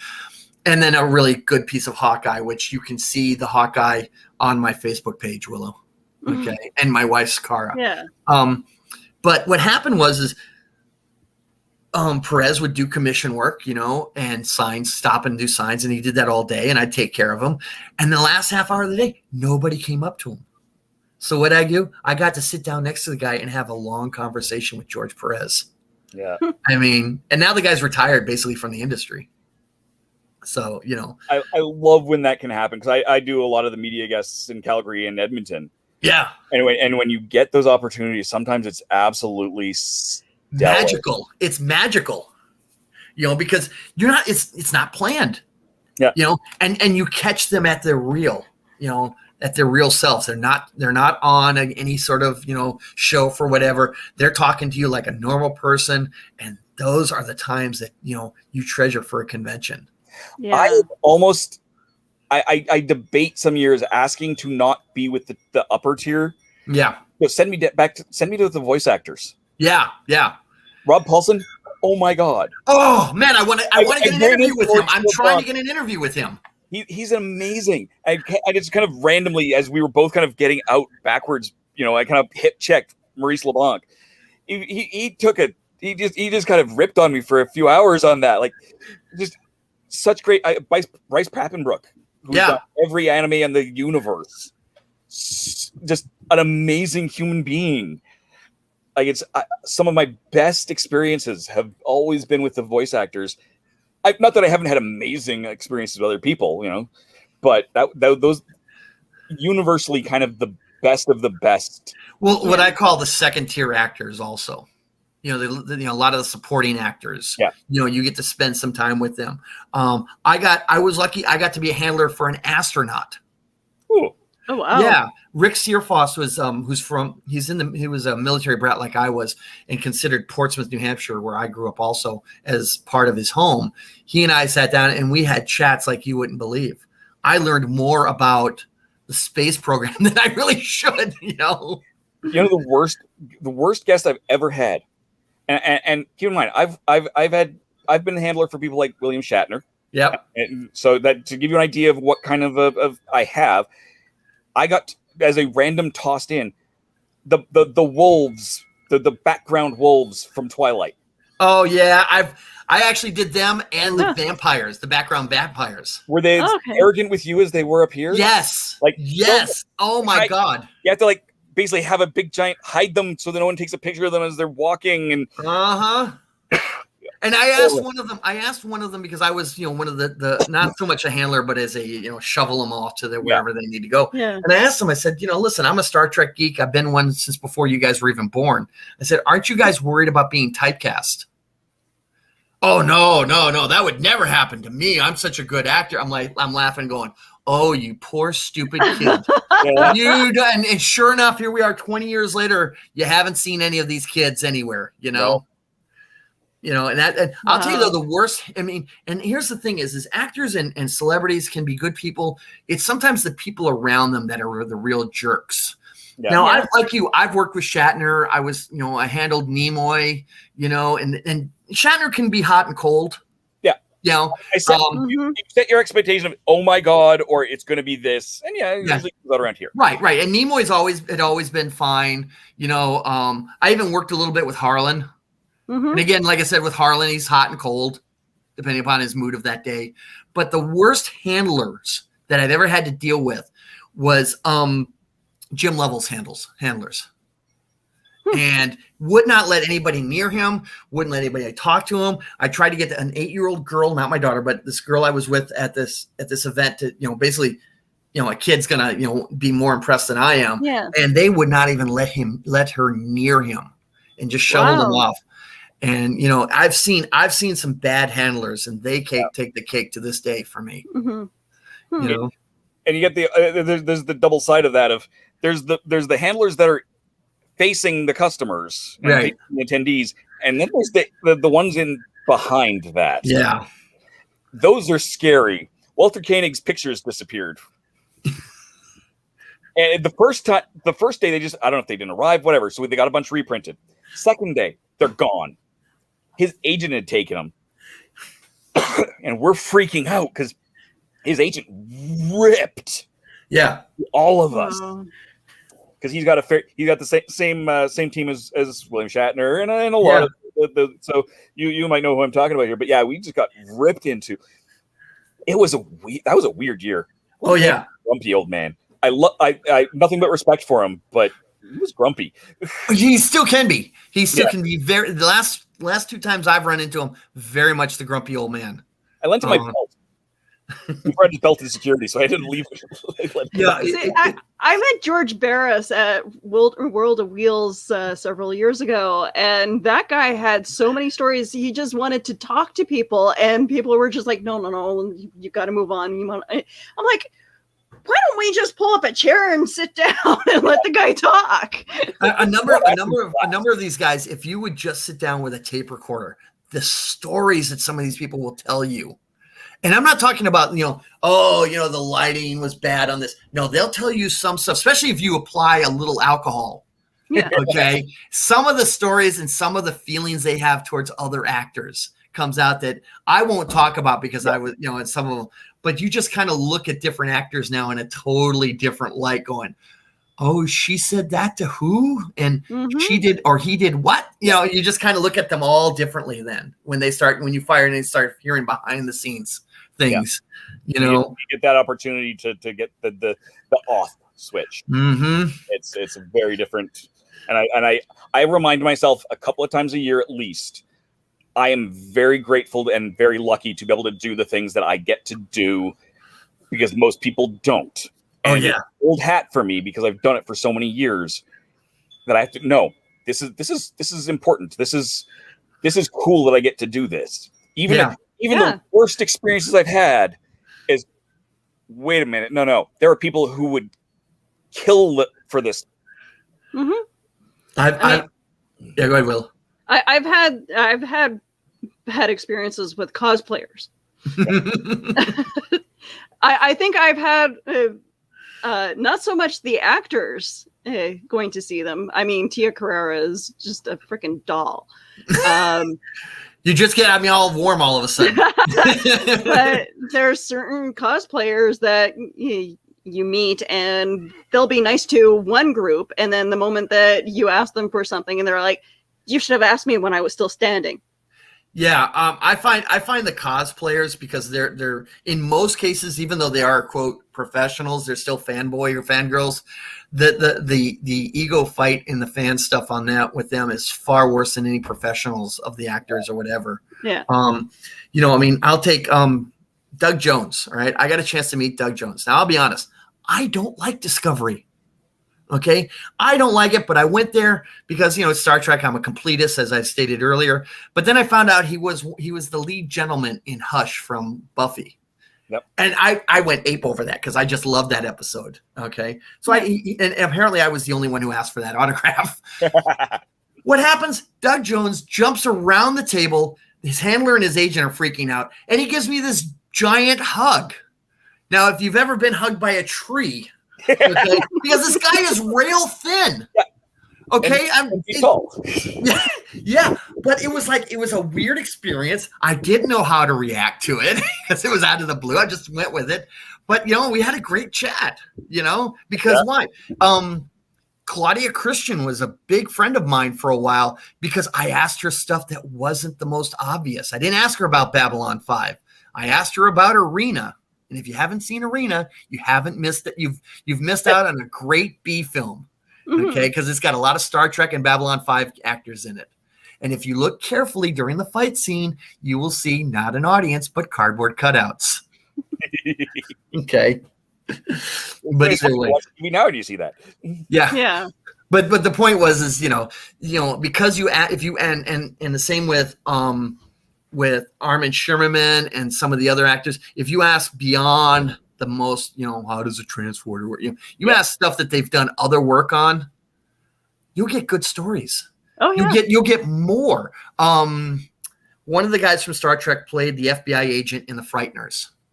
And I can't think of the actor's name right now. Okay. If you remember The Frighteners, the Michael J. Fox film. Okay. Well, the FBI agent was also one of the aliens in Deep Space Nine. Okay. I went up to him, I saw it, and I looked at him and went, "That was you?" And he goes, "Yeah." And I go, "I hated you. You were a horrible person." And he goes, "Oh, thanks." He goes, "I really worked hard on that." And he started talking to me about The Frighteners instead of Star Trek, And that was the thing. I watched some of the guys from Deep Space Nine are serious Shakespeare actors. Yep. And I caught them when they did a wrong soliloquy from Henry V. I told them they dropped a line, and one of them looked and said, "See, I told you somebody in this audience would catch it." and for the rest of that weekend, I was considered Shakespeare boy by those two actors. Yep. So these are the things I always tell people in conventions. Find out more than just the basics.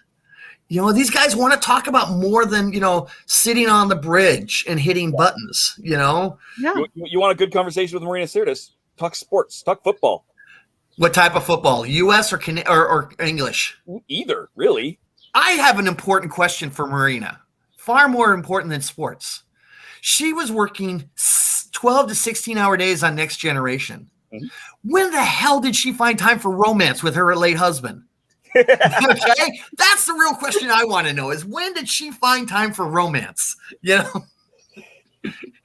I don't know. Yeah, see, that's the question I really want to ask her. She's a firecracker. Let me tell you. I love her. She's fabulous. Still up and gone. Oh yeah. Calgary and Edmonton have got, especially since Informa bought them out. The security. It's not so much security standing there. They have a lot of escorts. Yeah. Escort teams. So she'll pop up. Yeah. She saw like a dress she wanted to see over. She's up and gone. I'm like, cash. I go after her. Yeah. She never leaves my sight. Oh, but I catch the eye of the security people, and to their credit, they were there in a heartbeat. Like they saw me, they saw my eye, and they were right there. And then she turned around and went back. Who was it? Again, I'm blanking on names as we discussed it. Played Donna on Doctor Who. Okay, yeah. Okay. Kate, Catherine Tate. Yeah. Yeah. So I'm at a Comic-Con. She walks by the artist table that I'm talking with a buddy of mine who's managed, and she's asking us the directions. Yeah.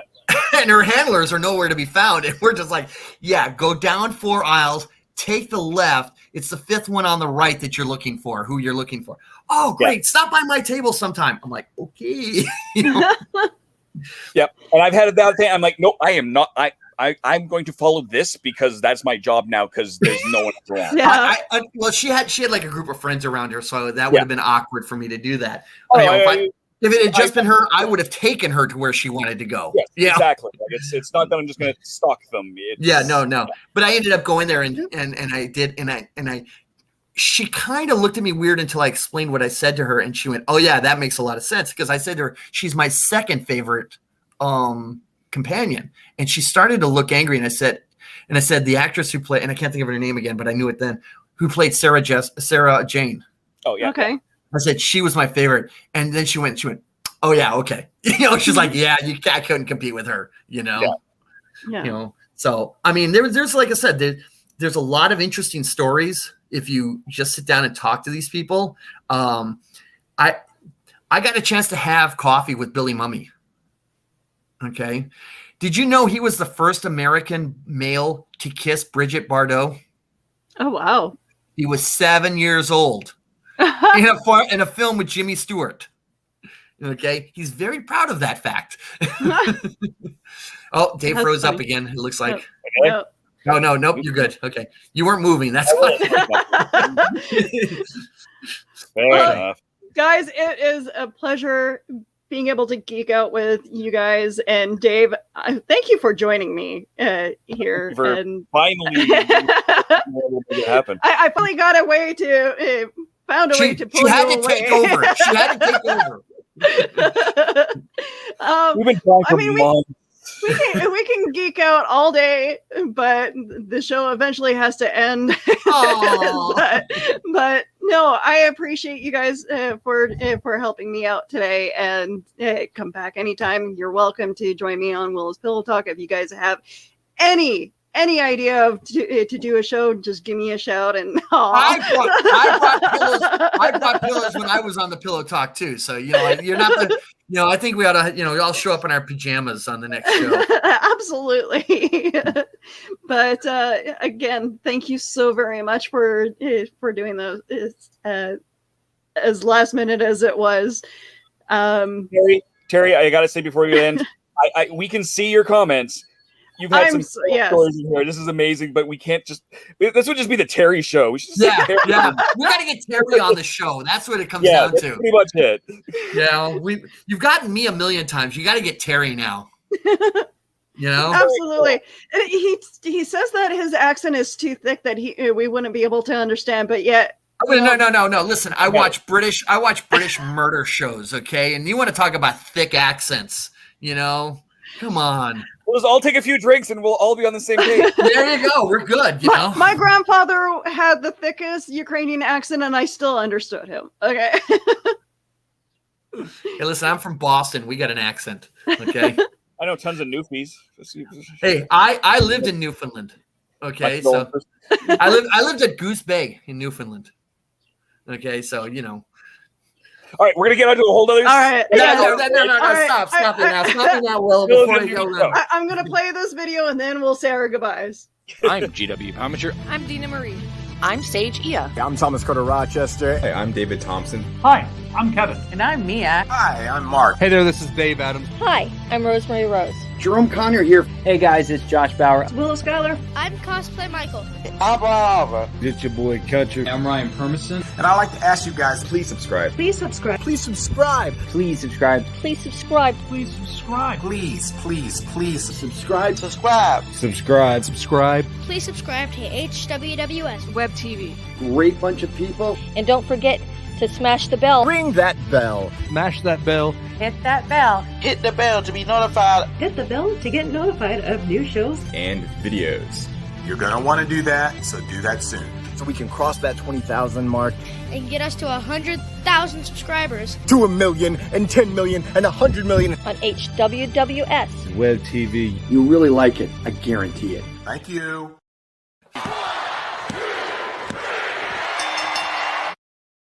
As I've that never seen is stage that close up. I was sitting back there, full body with Garrett. I had to put the camera on. I did it in a very small hallway, and I had to put my phone on the thermostat because I didn't have a stand. my lovely bathroom. I once did a video bit of footage where I had to prop it on a outdoor stair thing. I was at Tim Hortons Stadium, the CFL stadium in Hamilton. Yeah, and a gust of wind took my phone and just went. Thank God it survived. But it was the only. I was at a major event on the field. I couldn't take gears. It was like, all right, I need this specific shot for my. Oh. I may have edited that into the very end of the show as a blooper. I don't remember. All right. I'm going to end the show here. Got to tap out. Sorry, guys.